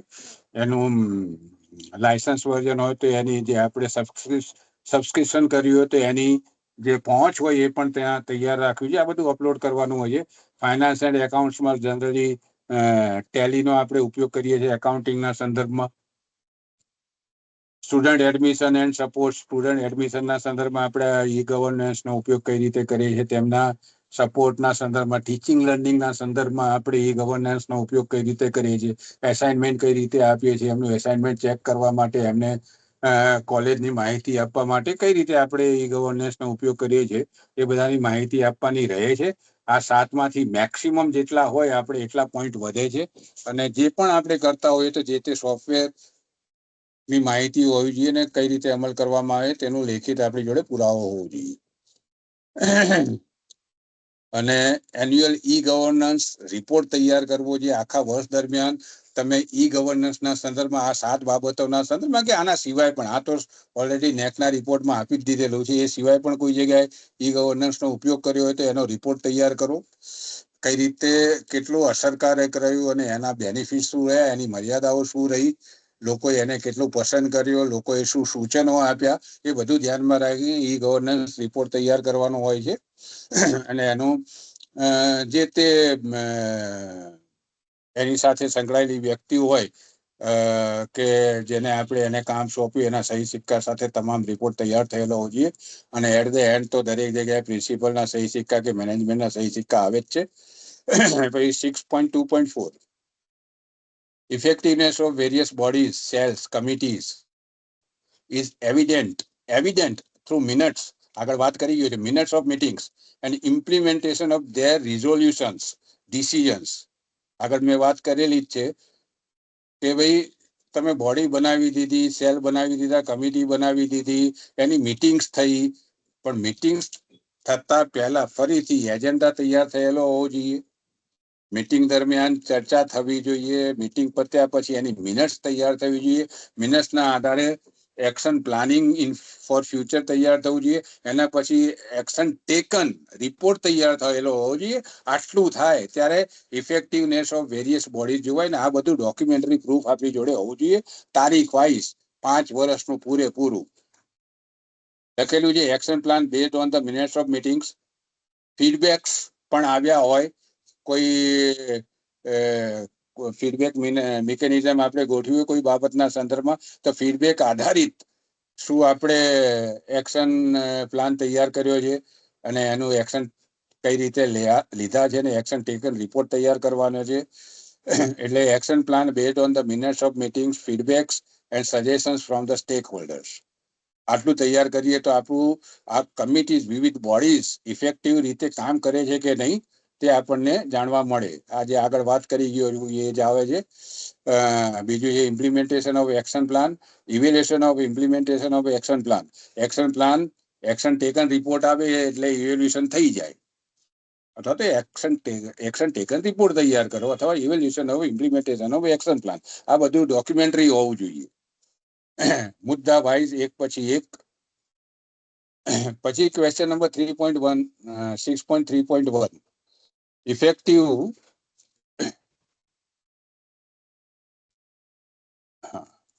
effective implementation of welfare measures for teaching and non-teaching staff is in place.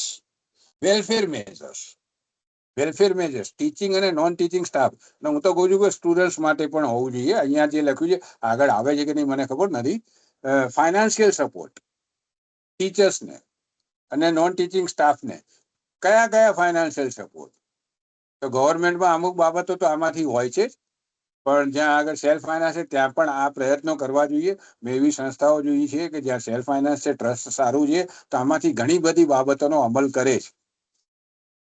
Financial સપોર્ટમાં કઈ તો ઇન્સ્યોરન્સ, ગ્રુપ ઇન્સ્યોરન્સ હોય, એમાં સંસ્થાનો ફાળો હોય, ગ્રેજ્યુટી રિટાયરમેન્ટના ટાઈમે મળવી જોઈએ એનું પ્રોવિઝન હોવું જોઈએ, પ્રોવિડન્ટ ફંડનું પ્રોવિઝન હોવું જોઈએ, LTC નું પ્રોવિઝન હોવું જોઈએ, મેડિકલ આસિસ્ટન્સ મળવું જોઈએ, આનામાં મળવું જોઈએ. આ બધું ખાલી મૂકો ને, એટલે આવા કેસ આવે તો મદદ કરો તો ડોક્યુમેન્ટરી પુરાવા જોઈએ જ જોઈએ. કોઈ સિક લીવ પર રહ્યો છે તો એની જોડેથી માહિતી લઈ લો, એની જોડે સર્ટિફિકેટ લઈ લો સિક લીવ લીધું છે તો. અને મેડિકલ આસિસ્ટન્સની જરૂર પડે તો આપો, ના જરૂર પડે તો ના આપો. અને સિક લીવ પર હોય તો તમે જે એને એક્સ્ટ્રા રજા આપો છો એ પણ ફાઇનાન્શિયલ સપોર્ટમાં વેલફેરમાં આવી જાય. LTC 2 વખત લખાયું. Financial support for the study of employ children. આપણા કર્મચારીઓના બાળકો માટે કોઈ ફાઇનાન્શિયલ સપોર્ટ સ્ટડી માટે આપણે કરતા હોઈએ. આપણી સંસ્થાના એમ્પ્લોઈઝના બાળકો આપણી સંસ્થામાં જ ભણતા હોય તો એમને કોઈ મદદરૂપ આપણે થતા હોઈએ. ઘણી સંસ્થાઓ આ મદદ કરતી હોય તો એનો લેખિત હોવું જોઈએ, ડોક્યુમેન્ટરી પ્રૂફ હોવું જોઈએ. Finance for participation in educational programmes. ભાઈ એજ્યુકેશનલ પ્રોગ્રામ્સમાં જવા માટે આપણે ઘણી વખત રજીસ્ટ્રેશન ફી ભરવી પડે છે, આવવા જવાનો ખર્ચો કરવો પડે છે, રજા લેવી પડે છે. તો આ બધી મદદ જો સંસ્થા કરતી હોય કરવી જોઈએ, અને કરતી હોય તો એના ડોક્યુમેન્ટરી પુરાવા તૈયાર કરેલા હોવા જોઈએ. Special leave for medical emergency આગળ વાત કરી ગયો હું. Residential quarter if possible should be provided. જોકે આપણે ત્યાં તો હવે ઘણી ગવર્મેન્ટ કોલેજોમાં પણ રેસિડેન્શિયલ ક્વાર્ટર નથી, પણ ઘણી યુનિવર્સિટી હજી આપે છે, એ વેલફેરમાં આવે. પછી organisation of get together programme for employees and their families. બધા ભેગા થાય એક જગ્યાએ સંસ્થામાં, વર્ષમાં 2-4 વખત આ રીતે ભેગા થાય. ત્યાં રિક્રિએશન કાર્યક્રમ રજૂ કરવામાં આવે, ફેમિલી અને ફેમિલી મેમ્બર્સ એન્જોય કરે. ખર્ચો સંસ્થા ઉપાડે અથવા તો કન્સેશન આપે અથવા તો સબસિડી આપે, કંઈ પણ આ બધું ફાઇનાન્શિયલ સપોર્ટમાં આવી જાય. Appreciation of the employees for their special achievements. જેમ કે અત્યારે ભારતની ટીમને ઘણા બધા પૈસા મળ્યા, એવું કોઈ સ્પેશિયલ એચિવમેન્ટ હોય તો એમ્પ્લોયીને એપ્રિસિએટ કરવા જોઈએ. અન્ય એમ્પ્લોઈઝને ખોટું ન લાગે એ રીતે એમનું એપ્રિસિએશન થવું જોઈએ. બાકી બધાને મોટિવેટ કરવા જોઈએ, એ માટેની તકો પૂરી પાડવી જોઈએ.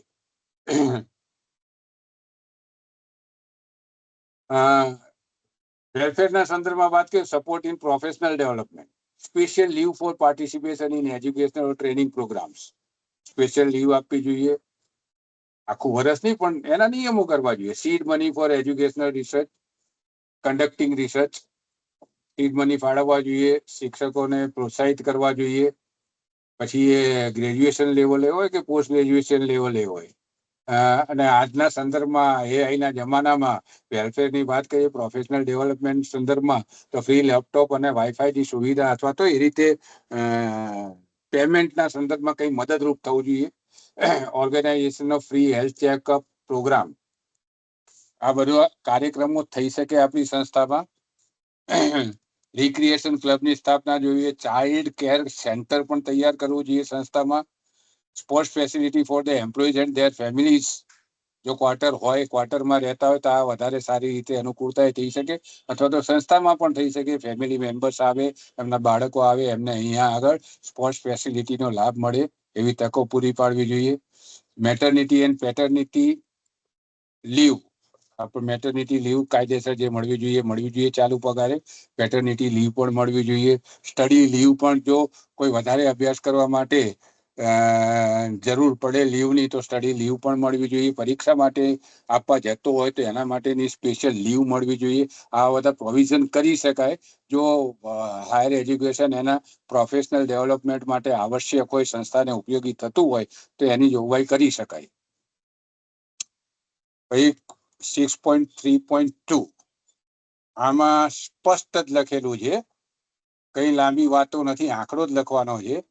percentage of teachers provided with financial support to attend seminars, conference, workshops and towards membership fees of professional bodies during the last 5 years.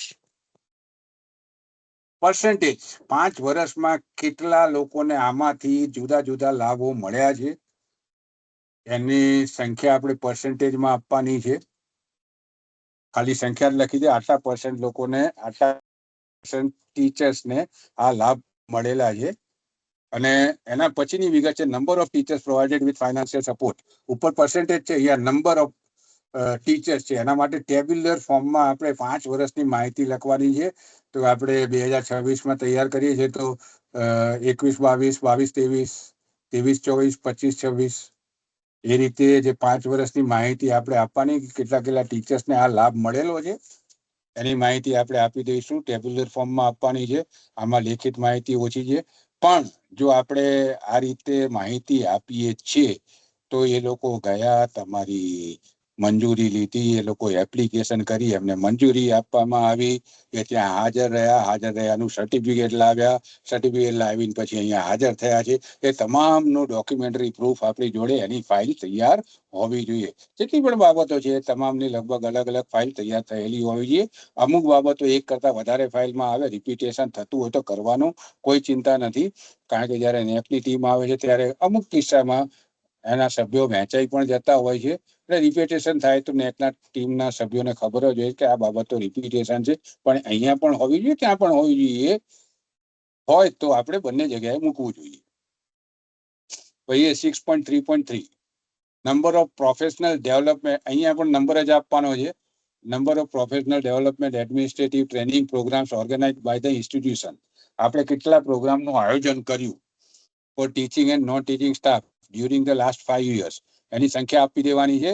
6.3.3 ની નીચે સંખ્યા આપી દેવાની છે, ટોટલ સંખ્યા. અને એમાં 6.3.3.1માં આપણે ઈયર વાઇઝ ટેબ્યુલર ફોર્મમાં સંખ્યા આપવાની છે. Total number of professional development administrative training programmes. ફરી અહીંયા જે પ્રોગ્રામ રાખેલા હોય એનું આયોજન ક્યારે કર્યું, કઈ રીતે મંજૂરી લેવામાં આવી, કોની મંજૂરી લેવામાં આવી, એનું બ્રોશર કઈ રીતે તૈયાર કર્યું, બ્રોશર આપણી જો તૈયાર હોવું જોઈએ. લોકોને કઈ રીતે વહેંચવામાં આવ્યું, કેટલા લોકોએ રજીસ્ટ્રેશન કર્યું, કેટલા લોકોએ પાર્ટિસિપેટ કર્યું, એ લોકોની સિગ્નેચર. જો ઓફલાઈન હોય તો દરેક પીરિયડમાં એ લોકોની સિગ્નેચર, દરેક સેશનમાં એમની સિગ્નેચર. અને આ બધા માટે કયા એક્સપર્ટ બોલાવવામાં આવ્યા, કઈ રીતે એમને રેમ્યુનરેશન ચૂકવવામાં આવ્યું, અને એક્સપર્ટ્સને બોલાવવા માટે કઈ બાબતો ધ્યાનમાં રાખી, દરેક વસ્તુઓને ધ્યાનમાં રાખીને આપણે રિપોર્ટ તૈયાર કરવાનો હોય છે. પણ અહીંયા જે રજૂઆત છે એ ટેબ્યુલર ફોર્મમાં છે. એના એવિડન્સ માટે આપણે અપલોડ કરવાની રહે છે આ બધી માહિતી. અને જ્યારે નેક્સ્ટની ટીમ આવે ત્યારે એમને બતાવવા માટે, એવિડન્સ બતાવવા માટે આ બધી માહિતી આપણી જોડે હોવી જોઈએ. પછી 6.3.4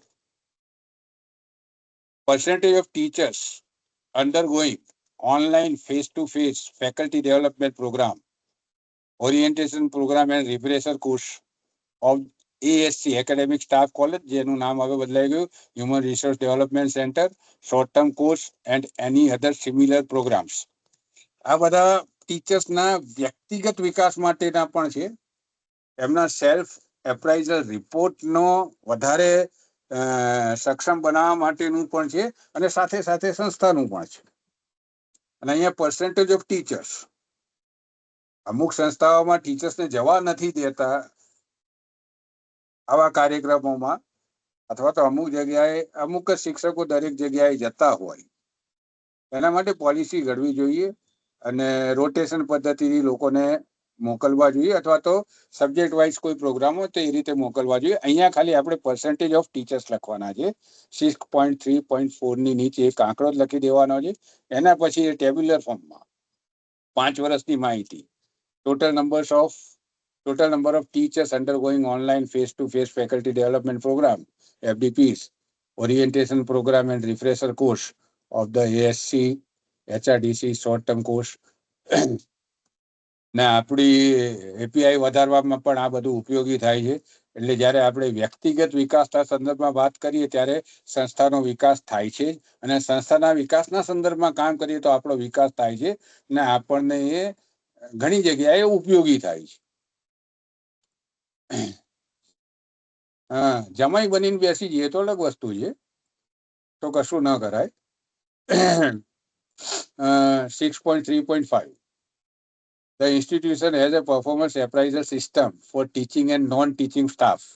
છે performance appraisal system, પાર આપણે PAS હોવું જોઈએ. પછી પરફોર્મન્સ એપ્રાઇઝલ રિપોર્ટ તૈયાર કરવો જોઈએ. એના માટે ટીચિંગ સ્ટાફ માટે, નોન ફોર સપોર્ટ સ્ટાફ એટલે કે નોન ટીચિંગ સ્ટાફ માટે ફોર્મેટ એનું હોવું જોઈએ. અચ્છા, એનું સબમિશન કરવાનું છે, અપલોડિંગ આપણે જાણીએ છીએ, બધાએ કરેલું છે. ફોર્મેટ ઓફ પરફોર્મન્સ એપ્રાઇઝલ રિપોર્ટ સરસ તૈયાર થયેલો હોવો જોઈએ. જો આપણને કોઈ એજન્સીએ ફાળવેલો હોય, યુજીસી, એનસીટીએ કે આપણી સંસ્થાએ, આપણી યુનિવર્સિટી, તો એ પ્રમાણે તૈયાર કરીએ.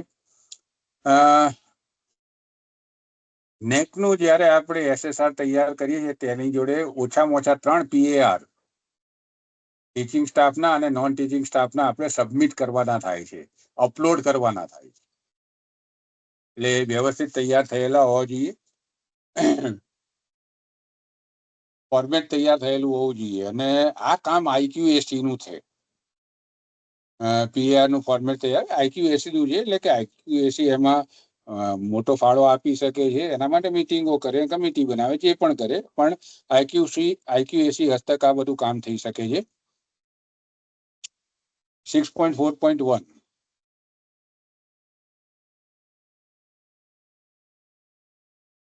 હા, institution conducts internal or and external financial audit regularly.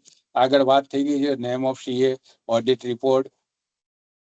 Audit રિપોર્ટમાં audited receipt and payment account, because આપણે એજ્યુકેશન ઇન્સ્ટિટ્યુશન જે નોન પ્રોફિટ મેકિંગ ઇન્સ્ટિટ્યુશન ગણાય છે, એટલે રિસીટ પેમેન્ટ એકાઉન્ટ હોવું જોઈએ, ઇન્કમ એક્સપેન્ડિચર હોવું જોઈએ, બેલેન્સ શીટ હોવું જોઈએ, vouchers and other evidences, bank statement બધા રાખેલા હોવા જોઈએ. 5 રૂપિયાનો ખર્ચો કરો અને એને જો આપણે હિસાબ કોલેજ તરફથી લેતા હોય, સંસ્થા જોડેથી લેતા હોઈએ, તો એનું વાઉચર હોવું જ જોઈએ. અને રેગ્યુલરલી એનું ઓડિટ થવું જોઈએ, ઇન્ટરનલ કે એક્સટર્નલ, જે પણ થતું હોય. 6.4.2 funds donation received from non-government bodies, individuals, philanthropists, averaged over the last 5 years, not covered in criterion 3. Lakh રૂપિયામાં કેટલી એમાઉન્ટ આવી આ 5 વર્ષમાં, ટોટલ એમાઉન્ટ અહીંયા દર્શાવવાની છે, વિવિધ એજન્સીઓ તરફથી, વિવિધ બોડીઝ તરફથી. ને આવા પૈસા લાવવા માટેના પ્રયત્નો કરવા જોઈએ. બહુ વર્ષો પહેલા આપણા અમદાવાદમાં એક સેમિનાર યોજાયો હતો. એમાં એક શું કહેવાય, લેન્ડલોર્ડ હતા, એમણે સારું એવું દાન આપેલું સેમિનારનું આયોજન કરવા માટે.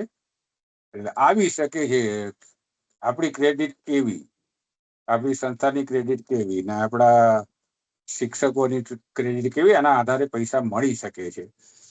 અને જેને 12B and 2F છે, અને તો ગવર્મેન્ટની ઘણી બધી એજન્સી જોડેથી પૈસા આવે છે. પણ અહીંયા નોન ગવર્મેન્ટની પણ વાત કરેલી છે, વ્યક્તિગત આપણને કોઈ લાભ મળતો હોય એની વાત કરેલી છે. એના માટેના પ્રયત્નો કર્યા હોય, સફળ થયા હોય કે ના થયા હોય, પ્રયત્નો કર્યા હોય, સામેથી જવાબ આવ્યો હોય, કોમ્યુનિકેશન બંને બાજુ થયું હોય, તો એનો રિપોર્ટ પણ રાખવો જોઈએ, કોમ્યુનિકેશન કરવું જોઈએ. અને પ્રેમથી સમજાવો તો અમુક જગ્યાએ પૈસા મળી રહેતા હોય છે, જો આપણી ક્રેડિટ હોય તો.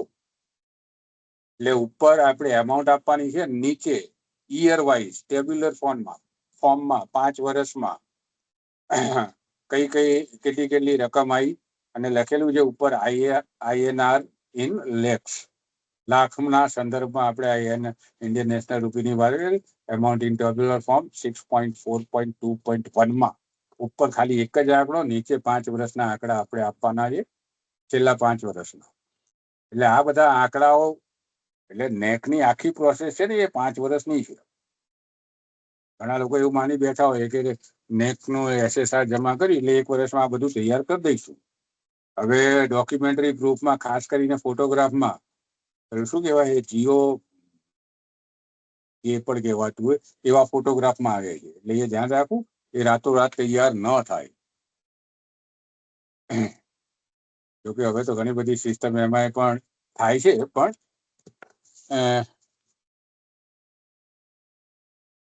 કમિટીને જે પણ આવે એમને તમારી ક્રેડિબિલિટી ઉપર શક ના જાય એવું કામ થયેલું હોવું જોઈએ. ભલે ઓછું કર્યું તો ઓછું બતાવો, પણ ચીટ કરવાનો પ્રયત્ન ન કરો તો વધારે સારું. 6.4.3 institutional strategies for mobilization of funds. પૈસા આવ્યા, લાવ્યા, ભેગા કર્યા, જરૂર મુજબ આપણે પ્રયત્ન કર્યો છે. અમુક ટાઈમે પૈસા આવી જાય પછી વિચારવાનું રહે કે ફંડનો ઉપયોગ કઈ રીતે કરવો, અને અમુક ટાઈમે આયોજન બજેટની રીતે આપણે વિચારવું પડે છે કે આટલું ફંડ આવશે ને આટલું આપણે આનો આ રીતે ઉપયોગ કરીશું. તો આપણે ખર્ચો કઈ રીતે કર્યો અને આવક ક્યાંથી થઈ તેની માહિતી હોય. ફીસ કલેક્શન દરેક વર્ષની 5 વર્ષની માહિતી આપણે અલગ રિપોર્ટમાં તૈયાર હોવી જોઈએ. કેટલા એડમિશન થયા, કેટલી ફીસ થઈ, કયા પ્રકારની ફીસ આવી, ટ્યુશન ફીસ કેટલી, સ્પોર્ટ્સ ફીસ કેટલી, ને બધાનું બાયફર્કેશન થયેલું હોવું જોઈએ. જો ગ્રાન્ટ્સ આવતી હોય તો કેટલી ગ્રાન્ટ્સ આવી, કયા હેડમાં આવી, કઈ રીતે આવી તેની માહિતી. ડોનેશન ફોર સ્પોન્સર્ડ પ્રોગ્રામ કોઈ કર્યો હોય ને એના પૈસા આવ્યા, કઈ રીતે આવ્યા, કયા હેડમાં વાપરવાના છે તેનું જે આયોજન કર્યું છે. Publication of institutional journal, periodicals and books, આ પણ આવકનું એક સાધન છે, ફાઇનાન્શિયલ રિસોર્સનો એક રસ્તો છે. જો આવું કોઈ પબ્લિકેશન થતું હોય તો, સંસ્થા કરતી હોય તો, એના માટેની કોઈ લવાજમ ઉઘરાવતી હોય ને એના પૈસા આવતા હોય સંસ્થા તરફથી, બુક્સ પબ્લિકેશન થતી હોય. ઘણી સંસ્થાઓ હતી વર્ષો પહેલા કે ત્યાંના બધા પ્રોફેસરો ભેગા થઈને જુદા જુદા વિષયોની બુક લખતા અને પબ્લિશ કરતા અને આવતા પૈસા સંસ્થામાં વાપરતા. તો આવી કોઈ રસ્તા શોધી કાઢીએ. કન્સલ્ટન્સી સર્વિસ આપણે આપીએ, આપણી એક્સપર્ટાઇઝ બીજી કોલેજને આપીએ, બીજી સંસ્થાને આપીએ, સમાજને આપીએ, અને કોઈ જગ્યાએથી ત્યાં આવક થતી હોય અને આપણે ઓફિસ ટાઈમમાં, કોલેજ ટાઈમમાં આપણી એક્સપર્ટાઇઝનો ઉપયોગ કરતા હોઈએ તો એ કન્સલ્ટન્સી સર્વિસના પૈસા ઊભા કરવા જોઈએ. રસ્તા શોધી કાઢવાના છે કે ક્યાં ક્યાં કન્સલ્ટન્સી સર્વિસના પૈસા આપણને મળી શકે છે. એમાં જે કન્સલ્ટન્સી આપતો હોય તેનો અમુક ભાગ હોય, સંસ્થાનો અમુક ભાગ હોય, એવી કોઈ વ્યવસ્થા કરી શકાય. પછી આપણી ઇન્સ્ટિટ્યુશન મોટી હોય, સંસ્થા એટલે બિલ્ડિંગ સારું એવું હોય, આપણા કામકાજના સમય સિવાયના સમયમાં એમાંથી કોઈ બાબત, કોઈ પણ વ્યવસ્થા આપણે ભાડે આપતા હોઈએ તો એની આવક થાય છે. એ ટ્રસ્ટના નામે આવે છે કે સંસ્થાના નામે આવે છે, કઈ રીતે આવે છે અને એ ઉપયોગ આપણે કઈ રીતે કરીએ છીએ, સંસ્થામાં વાપરીએ છીએ કે નહીં, એ બધું ધ્યાનમાં રાખીને. તો આવા કોઈ રેન્ટની આવક હોય તો એના વિશેની માહિતી આપવી જોઈએ. કઈ રીતે એમાં ફંડનું એલોકેશન થાય છે, સંસ્થાને કઈ રીતે ક્યાં જાય છે એની માહિતી હોવી જોઈએ. જો કેન્ટીન બનાવી હોય અને કેન્ટીનમાંથી આવક થતી હોય, સંસ્થા માટેની કેન્ટીન હોય તો લગભગ સબસિડાઇઝ રેટમાં બધી વસ્તુઓ આપવામાં આવે છે. અને જો આપવામાં આવતી હોય આવી સબસિડાઇઝ રેટમાં તો કદાચ ત્યાં આગળ કોઈ ઇન્કમ ન થતી હોય, પણ કેન્ટીનની એવી કોઈ વ્યવસ્થા ગોઠવી હોય કે જેમાં કોઈ ઇન્કમ થઈ શકતી હોય અને કેન્ટીન સંસ્થા દ્વારા જ ચાલતી હોય, કોઈ આઉટસોર્સિંગ ન કરેલું હોય, તો આઉટસોર્સિંગ કર્યું હોય તો એની જોડેથી આપણે કઈ રીતે પૈસા મેળવીએ છીએ તે બધાની માહિતી અને પૈસાનો ઉપયોગ કઈ રીતે કરીએ. સોલર પાવર પ્લાન્ટ એ આપણે તૈયાર કરીને કેટલા પૈસા બચાવી શકીએ છીએ, અથવા તો એમાંથી પણ ફંડ જનરેટ થાય છે. જો આપણી વપરાશ કરતા વધારે આપણે એનર્જી ઊભી કરી શકતા હોઈએ તો એમાં પણ આપણને રાહત મળતી હોય છે. આ બધું ઇન્કમમાં બતાવી શકાય. પછી યુટિલાઇઝેશન ઓફ ફંડ્સ, આ બધી તો ઇન્કમ આવી. પછી એનો ઉપયોગ કઈ રીતે થયો, પ્રોપર ચેનલ હોવી જોઈએ. ખર્ચો કોણે કરવો, ક્યારે કરવો, કઈ રીતે કરવો, કોઈની સિગ્નેચરથી કરવો, કોની મંજૂરીથી કરવો, કઈ કઈ બાબતો માટેનો ખર્ચો કોણ કોણ કરી શકે છે એનું પહેલાથી આયોજન થયેલું હોવું જોઈએ. અને એ પ્રમાણે યુટિલાઇઝેશનની તમામ માહિતી, શરૂઆત કરીએ તો સેલરી મોટું એક્સપેન્સ છે. મેન્ટેનન્સના સંદર્ભમાં જે ખર્ચા થાય, પરચેઝ ઓફ ઇન્ફ્રાસ્ટ્રક્ચરલ એસેસરીઝ કે પછી બીજી કોઈ પણ સાધન સામગ્રી, ટીચિંગ એડ કે કોઈ AI આધારિત, કોમ્પ્યુટર આધારિત બાબતોમાં જે આપણે લગાડતા હોઈએ, ઇન્ફ્રાસ્ટ્રક્ચરલ ડેવલપમેન્ટ, આ બધા ખર્ચા કઈ રીતે કરીએ છીએ. અને વેલફેર પ્રોગ્રામ માટેના ખર્ચા કઈ રીતે અહીંયા લખેલા નથી, એ બધી માહિતી અહીંયા આપવાની હોય છે with documents, documentary proof, with evidence. 6.5.1 internal quality assurance cell or any other mechanism has contributed significantly for institutionalized the quality assurance strategy. Quality assurance strategic development plan આપણે આગળ તૈયાર કર્યા છે. IQAC ની બહુ જ મોટી જવાબદારી છે કોઈ પણ સંસ્થામાં. કયા કયા કામ કરી શકે આના સંદર્ભમાં mechanism has contributed significantly for institutionalizing the quality assurance strategies.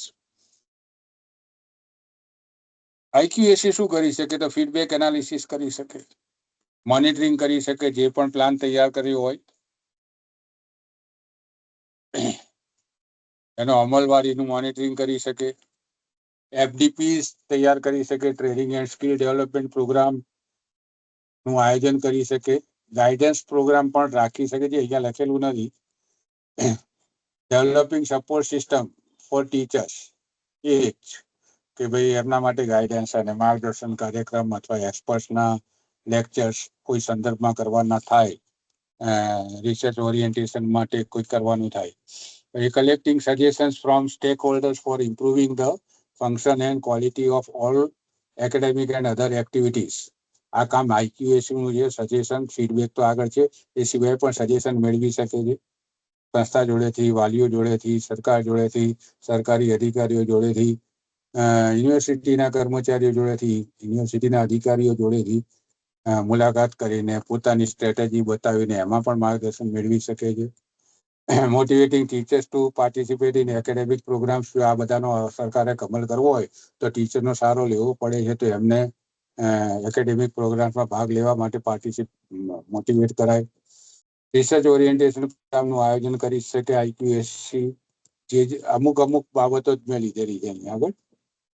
Planning new or innovative teaching learning methods, એનું પ્લાનિંગ કરી એટલે IQAC એ જ ના કરે, આ માટે મિટિંગો કરે, એના માટે એક્સપર્ટ્સને બોલાવે, ટીચિંગ લર્નિંગ મેથડના સંદર્ભમાં ચર્ચા કરે, ટીચર જોડે ચર્ચા કરે, નવી ઇનોવેટિવ ટીચિંગ લર્નિંગ મેથડ અપનાવવા માટે કઈ કઈ બાબતોની જરૂર હશે એનું કોમ્યુનિકેશન કરે, મેનેજમેન્ટ સાથે કરે, કોઈ જગ્યાએથી ગ્રાન્ટ મળતી હોય તો એના સંદર્ભમાં કામ કરે, પણ મિટિંગ ના થવી જોઈએ ને બધાનું ડોક્યુમેન્ટરી પ્રૂફ હોવા જોઈએ. Maintaining database of the teachers and students. તમામ વર્ષના શક્ય હોય તેટલા, હવે તો થઈ ગયું છે પણ સંસ્થા જૂની હોય ને જૂની માહિતી ન હોય તો એનું ડેટાબેઝ તૈયાર કરવાનો પ્રયત્ન કરવો જોઈએ ટીચર્સનો અને સ્ટુડન્ટ્સનો. ડેટાબેઝમાં સ્ટુડન્ટ્સની આપણી સંસ્થામાં ભણે ત્યાં સુધીની તો શક્ય તેટલી તમામ માહિતી આપણી જોડે હોવી જોઈએ. એની હિસ્ટોરિકલ એની જે માહિતી છે, એટલે કે પાસ્ટમાં સંદર્ભમાં એની માહિતી મેળવવાનો પ્રયત્ન કરવો જોઈએ, એનો પ્રોગ્રેસ જાણવાનો પ્રયત્ન કરવો જોઈએ. આ રીતે ડેટાબેઝ તૈયાર કરી શકાય. એની કોઈ વિશિષ્ટ આવડત હોય તો એની નોંધ પણ થયેલી હોવી જોઈએ, એનો પ્રોગ્રેસ કઈ છે, કઈ રીતે થાય છે, એનું આખું ડેટાબેઝ તૈયાર હોય તો આખું એનાલિસિસ આપણે કરી શકીએ. અને IQAC એના માટેનું મિકેનિઝમ ગોઠવી શકે ડેટા એનાલિસિસ કરવા માટે. ડેટાબેઝના આધારે અને એના આધારે ડિસિઝન લેવાય. Publication of journal or periodical or both.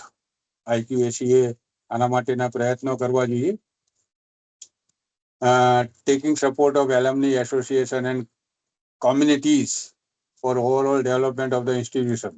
Alumni association આપણું એક અગત્યનો ભાગ છે કોઈ પણ સંસ્થાનો, એટલે IQAC પણ એલ્યુમની એસોસિએશન જોડે સતત કનેક્શન રાખવું જોઈએ અને શક્ય હોય ત્યાં સુધી એમની જોડેથી આસિસ્ટન્સ મેળવવાનો પ્રયત્ન, ફાઇનાન્શિયલ આસિસ્ટન્સ પણ મેળવી શકાય એમની જોડેથી. અને એમની જોડેથી આપણે એમની એક્સપર્ટાઇઝનો ઉપયોગ કરીને શિક્ષકો કે વિદ્યાર્થીઓ કે વાલીઓ માટેના કાર્યક્રમોનું આયોજન કરી શકીએ.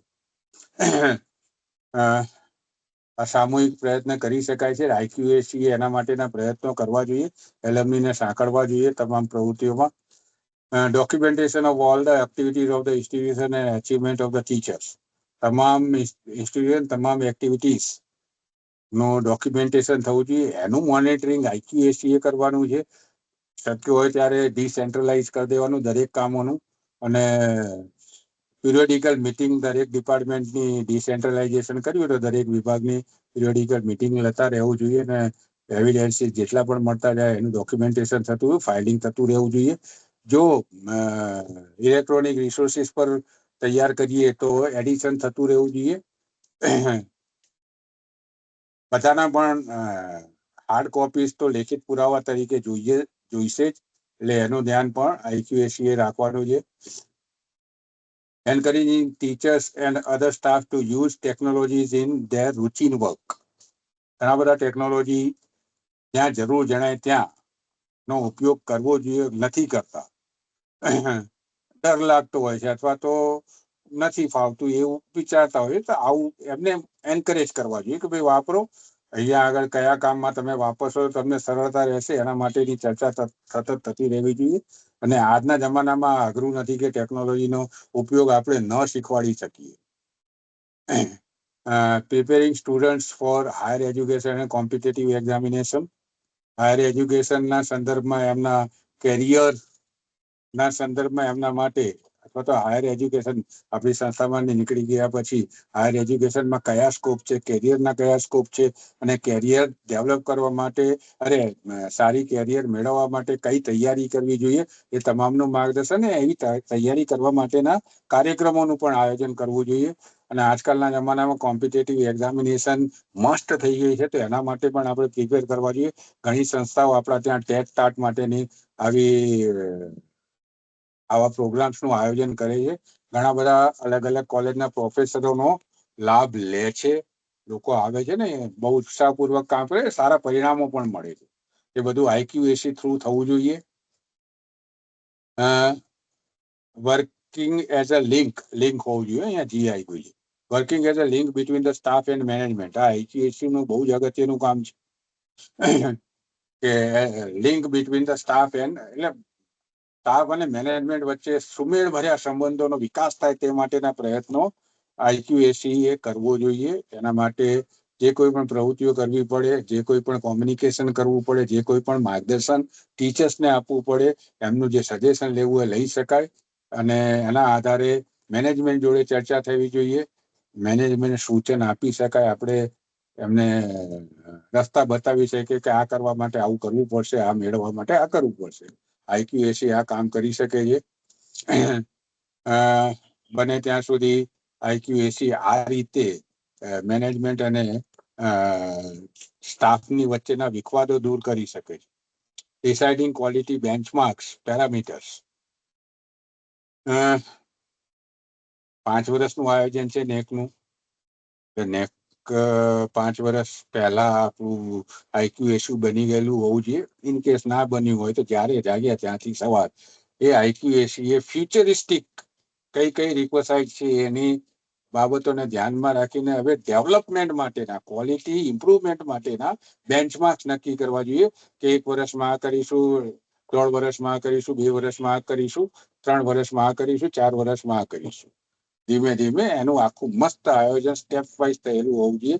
પગથિયા ચડતા હોઈએ એ રીતે એનું પ્રોગ્રેસ થવો જોઈએ. એના ડોક્યુમેન્ટરી પ્રૂફ રજૂ કરેલા હોય, એક્શન પ્લાન તૈયાર કરેલો હોવો જોઈએ.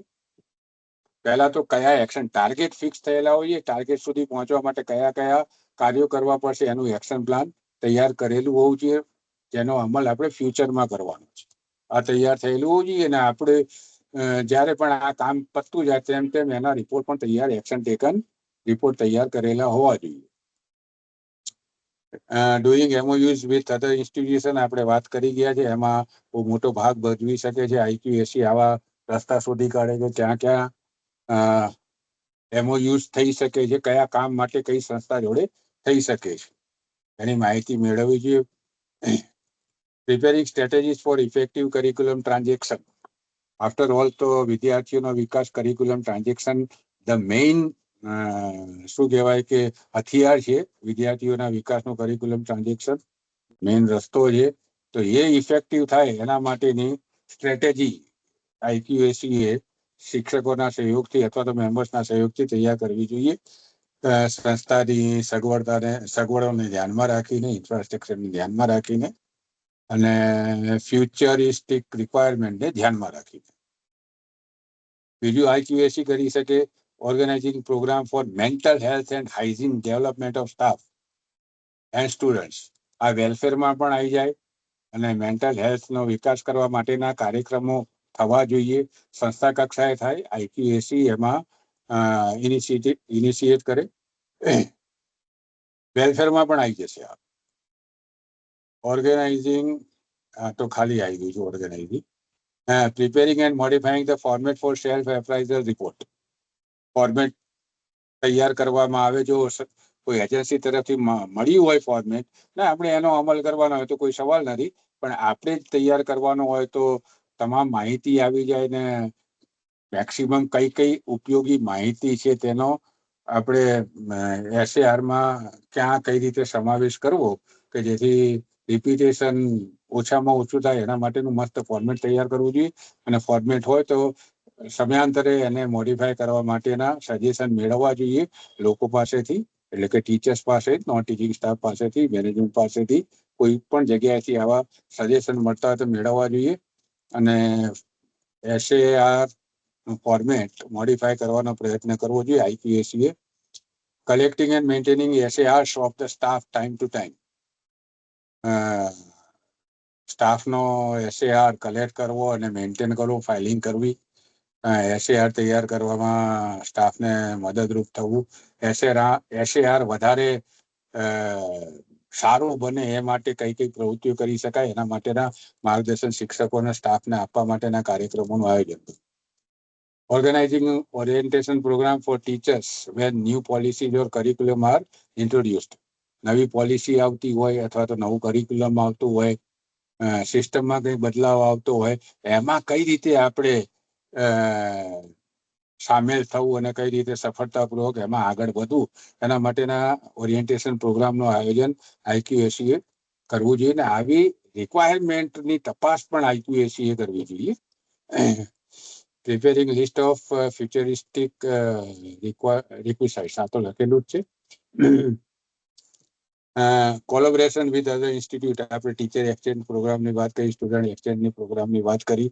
એમની જોડે કોલેબોરેશન કરો, કોઈ કાર્યક્રમ આપણે કરીએ. કોમ્યુનિટીને સાંકળવાનો પણ અહીંયા આગળ પ્રયત્ન કરી શકાય. એલ્યુમની એસોસિએશનને સાથે રાખીને IQAC કામ કરી શકે, અથવા તો એલ્યુમની એસોસિએશન પણ કામ શું કરી શકે તો providing expertise and financial assistance. Alumni એસોસિએશનના સભ્યો છે એમની એક્સપર્ટાઇઝ આપે, એમની વિદવતા, એમના જ્ઞાનનો લાભ સંસ્થાને આપે, શિક્ષકોને આપે, વિદ્યાર્થીઓને આપે. શક્ય હોય તો ફાઇનાન્શિયલ આસિસ્ટન્સ, સારી જગ્યાએ જોડાયા હોય ને ફાઇનાન્શિયલી એ લોકો કમતીદાર હોય તો સંસ્થાને નાણાકીય મદદ પણ પૂરી પાડે. ઓર્ગેનાઇઝિંગ પ્રોગ્રામ ફોર સ્ટુડન્ટ્સ, વિદ્યાર્થીઓના વિકાસના સંદર્ભમાં એલ્યુમની એસોસિએશન કાર્યક્રમ રજૂ કરી શકે. મેનેજમેન્ટ શું કરી શકે તો મોનિટરિંગ કરી શકે, ફાઇનાન્શિયલ સપોર્ટ આપી શકે, વેલફેર પ્રોગ્રામ નો યોગ્ય રીતે અમલ કરી શકે. તો આપણે ઇન્સ્ટિટ્યૂટમાં આ બધા કામોનો ઇફેક્ટિવ અમલ થાય છે તેનું મિકેનિઝમ સરસ રીતે ગોઠવાયેલું છે એવું કહી શકાય, અને અમલે થાય છે. The institution reviews its teaching learning process periodically through IQAC or any other mechanism.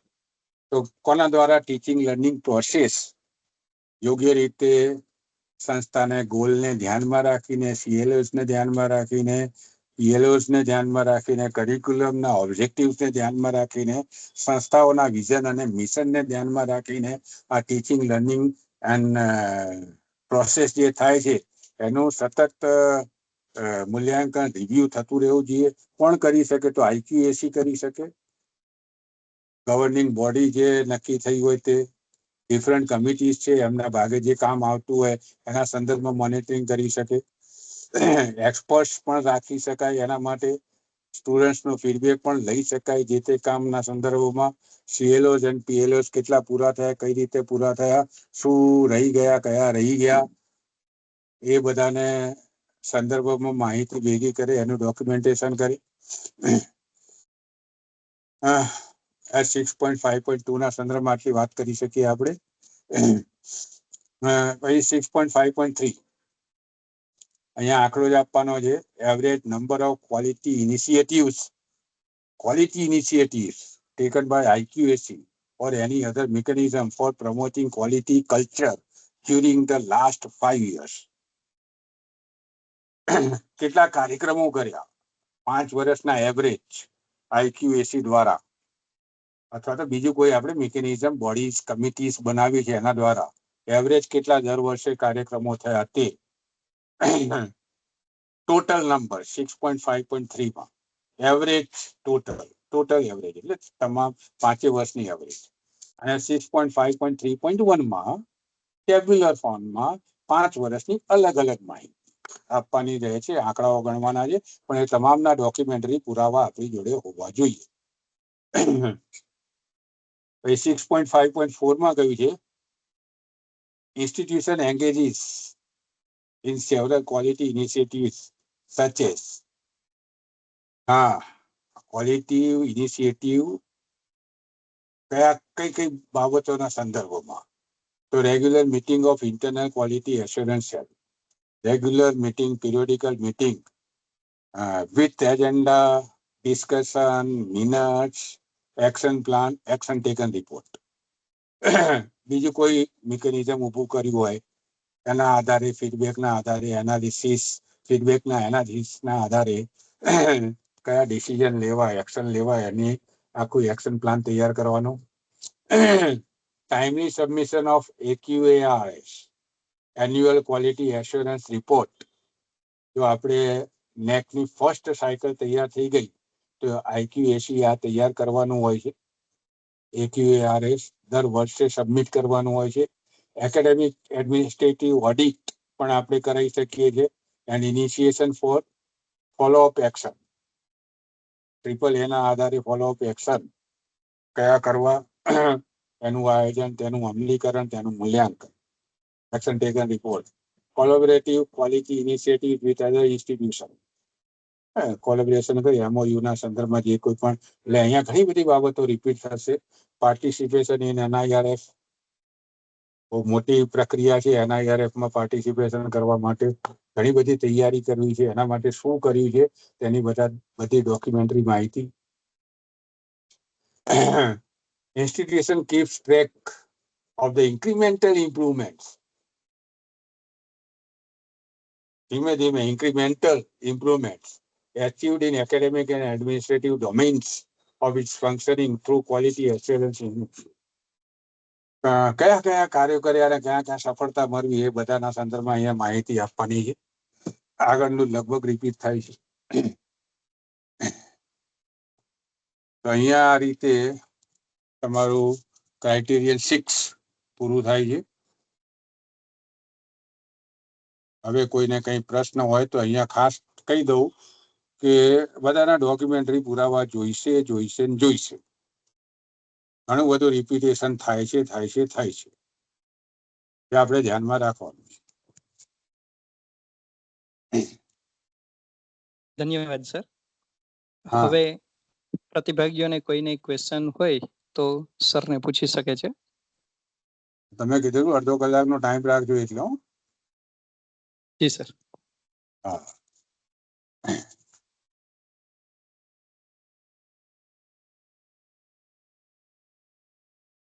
શક્ય હોય તો અને ઇન્સ્ટિટ્યુશનના SSR મળે તો આપણે જોઈ લેવા જોઈએ. પણ પરફેક્શન લાવવા માટે SSRમાં એના જે પ્રશ્નો છે એ બરાબર સમય ભરતી માહિતી મૂકી દેતા હોય છે. જ્યારે પણ SSR તૈયાર કરે કોઈ પણ સંસ્થા એના પહેલા દરેક ક્રાઇટેરિયન માટે સંસ્થા કક્ષાએ માર્ગદર્શન કાર્યક્રમનું આયોજન કરવું જોઈએ. આ તો બહુ મોટું ઇનિશિયેટિવ છે. તમે લોકોએ લીધું છે કે એક સામાન્ય માહિતી બધાને મળી જશે ને કઈ તૈયારી કરવાની થશે, એના માટે પ્રિપરેશન કેટલી જોઈશે એની માહિતી મળી જશે. પણ જ્યારે રિપોર્ટ લખવાની વાત આવે છે ને ત્યારે ભરતી માહિતી બહુ મોટા ભાગના લોકો મૂકી દેતા હોય છે. એના કારણે એવું પણ જોયું છે ઘણી આમ A+ ગ્રેડ આવ્યો હોય ને A ગ્રેડ આવ્યો, એમાં પણ ઘણી બધી ભરતી માહિતી આવી છે. પણ મોટા ભાગનું કામ એમનું સારું હોય છે એટલે A ગ્રેડ સુધી પહોંચતા હોય છે.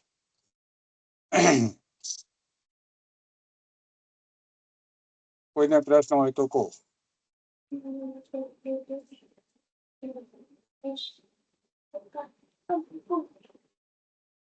આ સેશનમાં આપને કોઈ પ્રશ્ન હોય તો આપ પોતાના માઇકને અનમ્યુટ કરી અને પ્રશ્ન પૂછી શકો છો.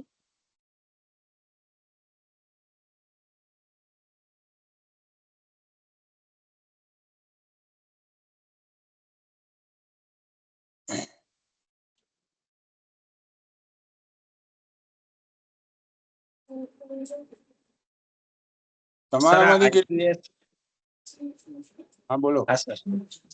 Sir IQAC community related question હતો હા કે મિનિમમ કેટલા મેમ્બર હોવા જોઈએ એવું કોઈ ફિક્સ કરું? દાખલા તરીકે અમે અમારી કોલેજમાં છીએ તો યુજીસીએ કમિટીમાં અમારે ગાઈડલાઈન બધા આપી છે સ્ટાફ મિનિમમ મેમ્બર એટલા જોઈએ, ચેરમેન જોઈએ, પ્રિન્સિપલ જોઈએ તમારો, હા. પછી હા અને આઈક્યુએસી નું એટલે તમે હા બોલો.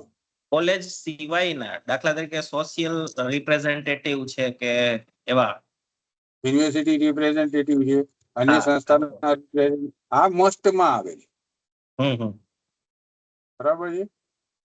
એટલે મિનિમમ આટલા હોવા જોઈએ, પછી વધારાના તો તમે જેટલા રાખો એટલા રાખી શકો છો, પણ બહુ જ રાખવા જતા કાર્યપ્રણાલીમાં વિક્ષેપ આવે. હા સર.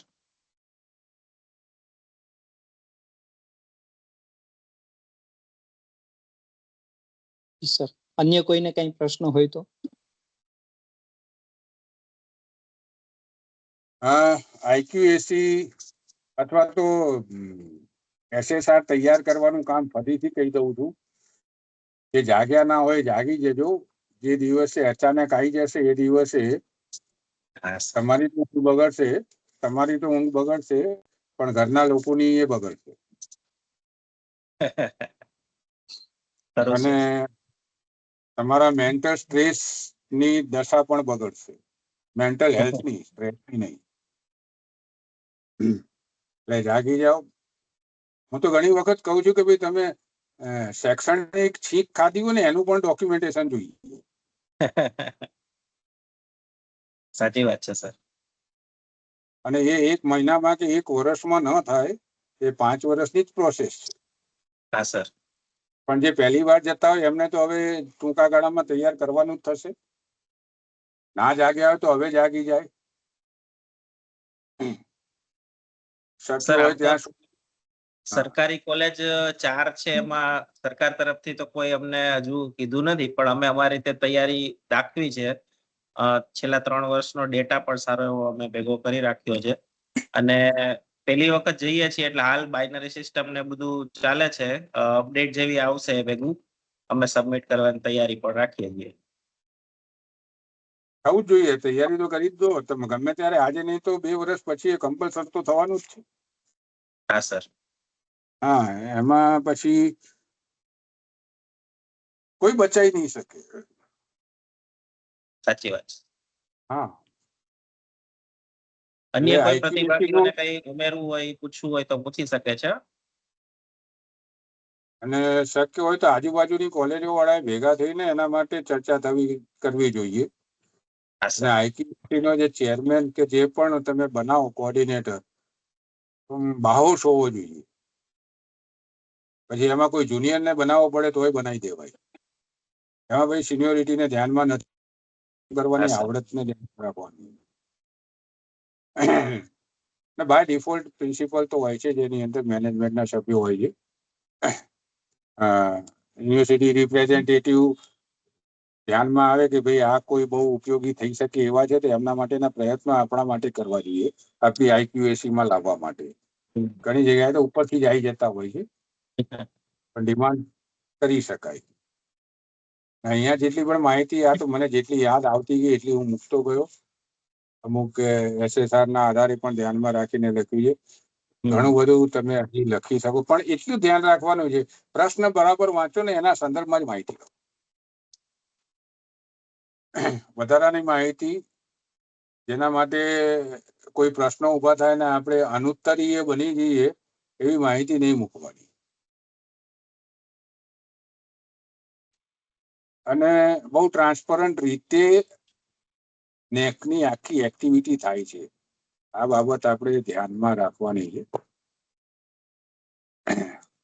કદાચ કોઈ જગ્યાએ અમુક બનાવ બની ગયા, પણ at the highest level transparent રીતે નેકની પ્રવૃત્તિ થાય.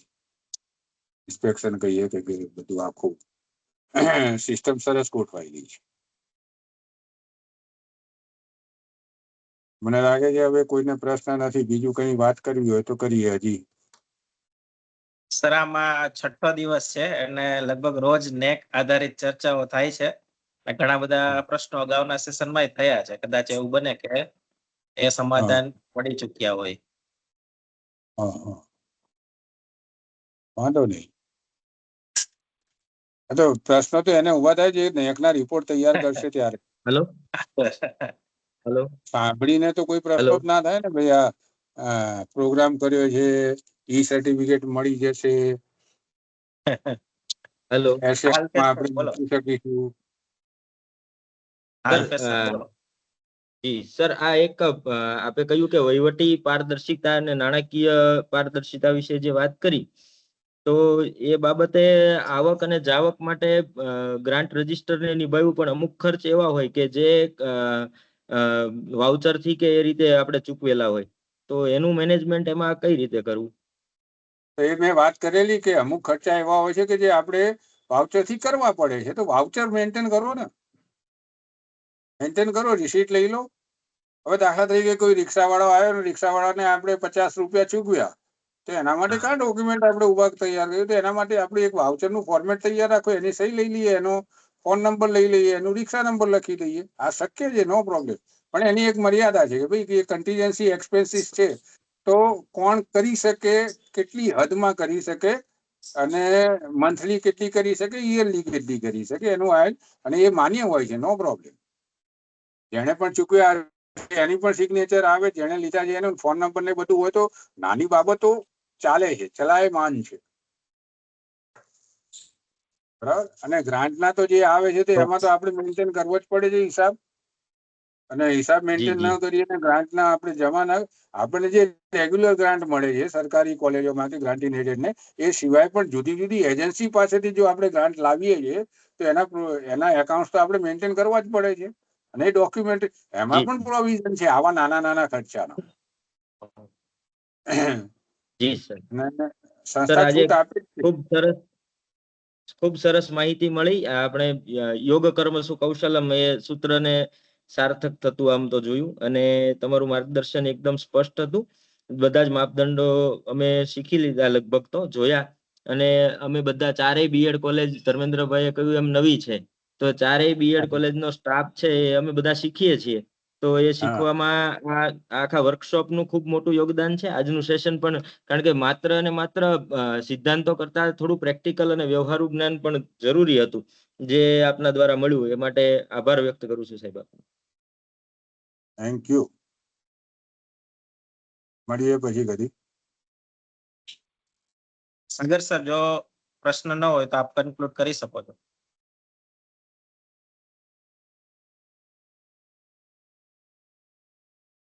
મને કીધેલું કે અડધો કલાક ને, તો હું હજી એને લંબાવત હજી મુદ્દાઓ લઈ લે.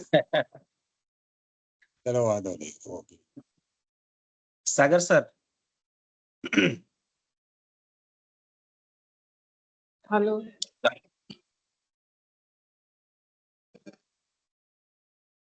સાગર સર, કદાચ નેટવર્ક. હા બોલો સાગર સર, અવાજ નથી આવતો.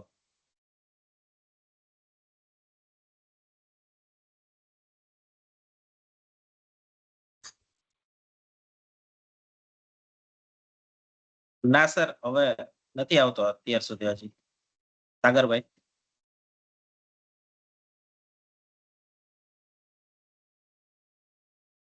સાગરભાઈ નો અવાજ નથી આવતો. હા, આજના સર એ સેશન કોઓર્ડિનેટર છે. વાંધો નહીં, વાંધો નહીં. ચલો તમે પૂરું કરજો. તો કદાચ ટેકનિકલ એરર છે, કોઈ વાંધો હા નહીં. હા, મારે આજનું સેશન ખૂબ જ સરસ રહ્યું. જે સરને આપણે ક્રાઇટેરિયા 6 માટે એક ફોન કર્યો હતો કે સર અમે નેકનો વર્કશોપ આયોજિત કરીએ છીએ, તો આપ અનુકૂળતા કરી એક સેશનમાં માર્ગદર્શન આપો. તો સરે સહજ સ્વીકાર કર્યો અને અમારી સાથે જોડાયા. આપણા બધા પ્રતિભાગીઓને પણ ખૂબ સારું માર્ગદર્શન આપ્યું. તે બદલ સરનો ખૂબ ખૂબ આભાર. અને ભવિષ્યમાં પણ જ્યારે અમને એઝ અ કોલેજ ક્યારે પણ જરૂર પડશે તો ત્યારે માર્ગદર્શન માટે આપને આજીજી કરીશું. Thank you sir. Thank you. Bye. All the best બધાને. હા. તમામ પ્રતિભાગીઓને વિનંતી કે આપણે 5 મિનિટ અત્યારે જોડાયા રહીશું.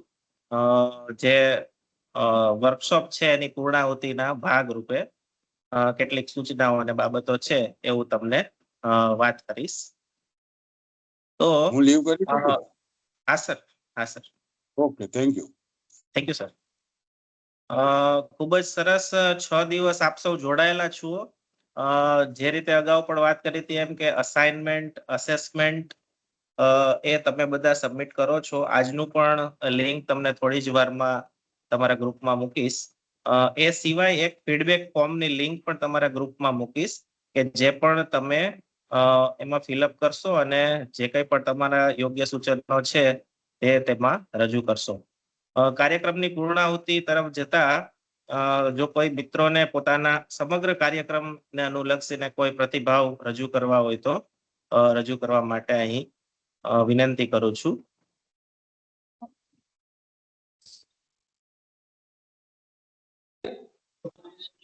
હા કિરણ મેડમ. હલો.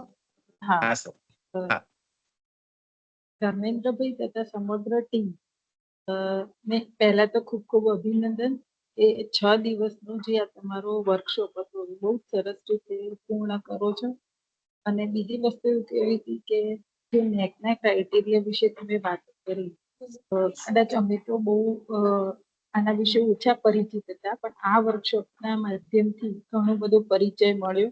અને સતીશ સરે તો છેલ્લે કહી દીધું, રેડ એલર્ટ આપી દીધું કે જો તમે નહીં જાગ્યા હોય તો જાગવું પડશે, નહીં તો જો નહીં જાગો તો તમારું અને તમારા ઘરની બંને પરિસ્થિતિમાં બદલાવ આવી જશે. એટલે અમે પણ આજથી જ એવું લાગે છે કે અમારે પણ જાગી જવું જોઈશે. એટલે ખરેખર અને પૂરે 6 દિવસના સમય દરમિયાન બધી જે મેઘરજ બીએડ કોલેજનો પૂરેપૂરો સ્ટાફ આખો એકદમ એક્ટિવ રહ્યા, સમયસર બધી જ વસ્તુઓનું શું કહેવાય લિંક મૂકી દેતા, ફીડબેક ફોર્મ, એસાઇનમેન્ટ લિંક બધું જ સમયસર અમને આપી દીધું. ક્યાંક કોઈ કે એસાઇનમેન્ટ બરાબર ના કર્યું હોય એની જાણકારી પણ ગ્રુપમાં મળી જતી. અમને ટીમમાં પણ MS ટીમમાં પણ બધાને સામેલ કરી દીધા, જેથી જોઈન થવામાં પણ અમને બિલકુલ તકલીફ ના પડી.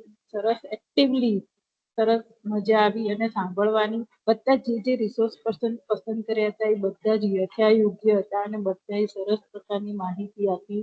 એટલે ખરેખર ભવિષ્યમાં અમને આ વર્કશોપ ખૂબ જ ઉપયોગી નીવડશે એવી આશા રાખીએ છીએ. અને congratulations to all the teams of Meghraj BEd college. Thank you. Thank you madam. અન્ય કોઈ પ્રતિભાગીને જો ફીડબેક આપવો હોય તો, અને પછી આપણે કન્ક્લુડ કરીશું.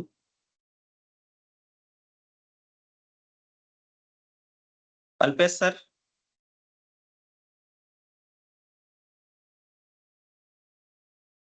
જી ધર્મેન્દ્રભાઈ. હા ખૂબ સર.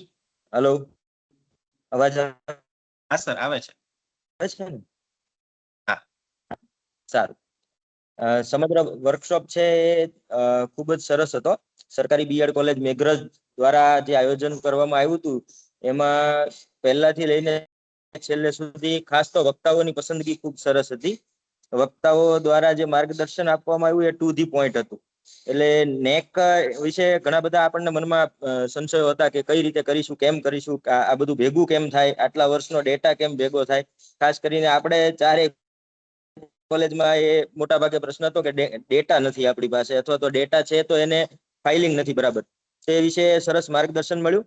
અને માત્ર સૈદ્ધાંતિક નહીં પણ વ્યવહારુ રીતે આપણે એને કઈ રીતે લાવી શકીએ અને કઈ રીતે આપણે સરસ રીતે એની રજૂઆત કરી શકીએ એ અંગે વર્કશોપની અંદર સરસ માર્ગદર્શન મળ્યું. ટેકનોલોજીના માધ્યમથી ઓનલાઈન હતું, પણ સતત આપના પ્રયાસથી, આપની ટીમના પ્રયાસથી, આચાર્ય રામભાઈ અને બીજા મિત્રોના પ્રયાસથી બધા એક્ટિવ રહ્યા. દરરોજનું અસાઇનમેન્ટ અને દરરોજની પ્રશ્નોત્તરી દ્વારા જે કાંઈ સંશયો હતા એ પણ દૂર થયા. એટલે ખૂબ સરસ રીતે આખું આયોજન થયું. અને બધા ભાગીઓ પણ ખૂબ સરસ પ્રશ્નો પૂછતા હતા, એનાથી પણ આપણને થોડી ક્લિયરિટી મળી. તો આ માટે હું સંપૂર્ણ સંસ્થા પરિવારને આભાર વ્યક્ત કરું છું. અને આ સરસ વર્કશોપ થયો એના અનુસંધાને આપણે થોડાક સમય પછી પાછા એકવાર બધા મળીએ ઓનલાઈન કે ઓફલાઈન માધ્યમથી, તો હવે આનું કેટલુંક આપણે ફોલોઅપ લેતા જઈએ કે હવે કઈ સંસ્થા ક્યાં પહોંચી છે.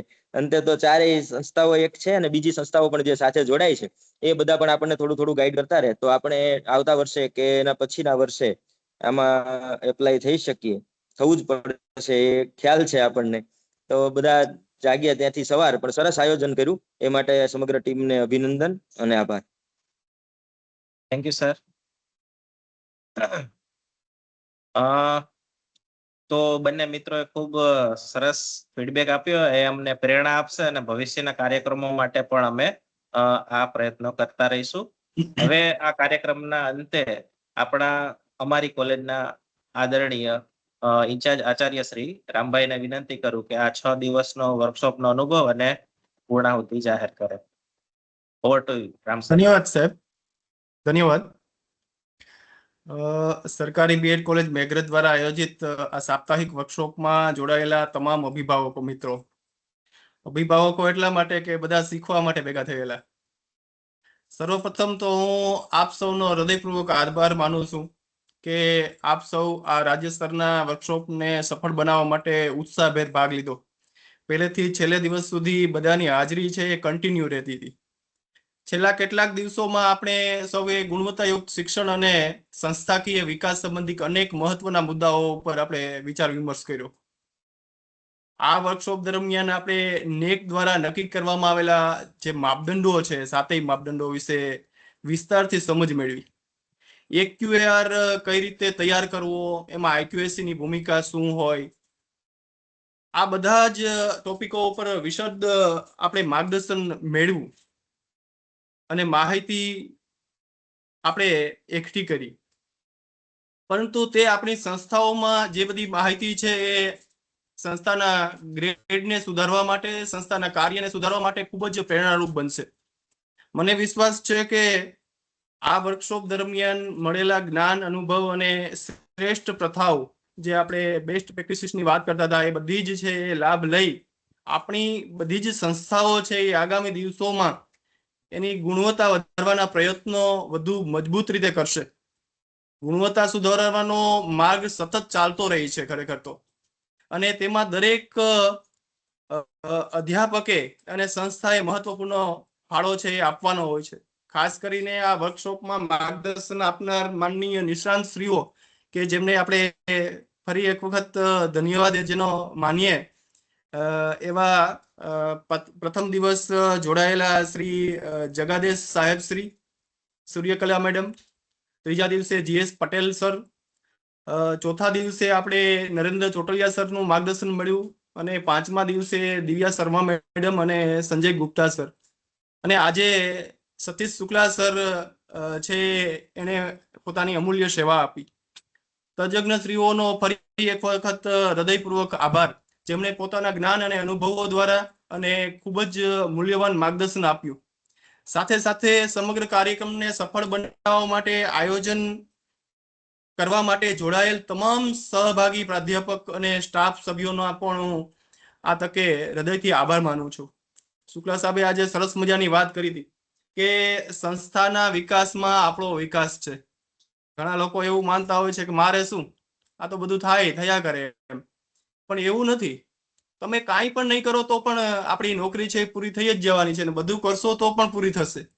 પણ વધુ કાર્ય કરવાનો સંતોષ જે મળે છે અને ઉપરથી સારી ઊંઘ આવે છે એ વધુ મળશે, અને એ આત્મસંતોષ આપણે કાયમી માટે યાદ રહેશે. પ્રિય અભિભાવક મિત્રો, ગુણવત્તા કોઈ એક દિવસ માટેનો પ્રશ્ન નથી, કોઈ એક વ્યક્તિથી પ્રાપ્ત થતી કે કોઈ વસ્તુ નથી.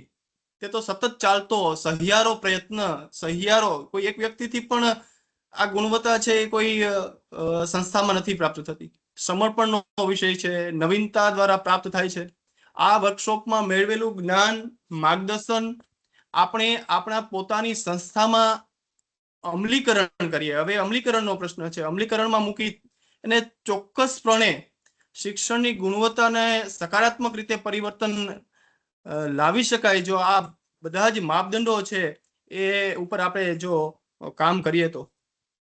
અંતમાં હું આશા વ્યક્ત કરું છું કે આજે આ સાપ્તાહિક વર્કશોપનું ભલે સરકારી બીએડ કોલેજ મેઘરજ દ્વારા આયોજન થયું હોય, પણ બધા જ મિત્રો જે લોકોએ ભાગ લીધો છે બધાને પ્રેરણારૂપ સાબિત થાય અને આપ સૌ મળીને ગુણવત્તાસભર શિક્ષણના માર્ગે સતત આગળ વધતા રહો એવી અપેક્ષા છે. આ સાથે હું આ રાજ્ય સ્તરના સાપ્તાહિક વર્કશોપના સફળ બનાવવા અને સમાપન તરફ લઈ જવા બદલ સરકારી બીએડ કોલેજ મેઘરજનો કર્મઠ સ્ટાફ કે જેઓ સતત કાર્યશીલ રહી છે અને સતત બધા મને સપોર્ટ પણ કરતા રહી છે, અને આપ સૌ અભિભાવક મિત્રો કે જે 7 દિવસ સુધી ખૂબ જ જિજ્ઞાસાપૂર્વક આ સેશનોમાં ભાગ લીધો બદલ સૌનો ફરી એક વખત હું આભાર માનું છું. ધન્યવાદ. ખૂબ ખૂબ આભાર સર. હવે સૌ મિત્રો ને વિનંતી કે આપણે અહીં પૂર્ણાહુતિ જાહેર કરીએ છીએ, અને ફરી પાછું એક વખત યાદ કરાવી દઉં કે અસાઇનમેન્ટ, એસેસમેન્ટ અને ફીડબેક ફોર્મની લિંક તમારા ગ્રુપમાં મૂકું છું, અને આપની અનુકૂળતાએ 1 દિવસમાં પૂર્ણ કરશો. સૌનો હૃદયપૂર્વક આભાર, અને આ સાથે આપણે આ કાર્યક્રમની પૂર્ણાહુતિ જાહેર કરીએ છીએ. સૌનો ખૂબ ખૂબ આભાર. અભિનંદન સાથે આભાર. હા, થેન્ક યુ મેડમ. આપ સૌને અભિનંદન. Thank you madam.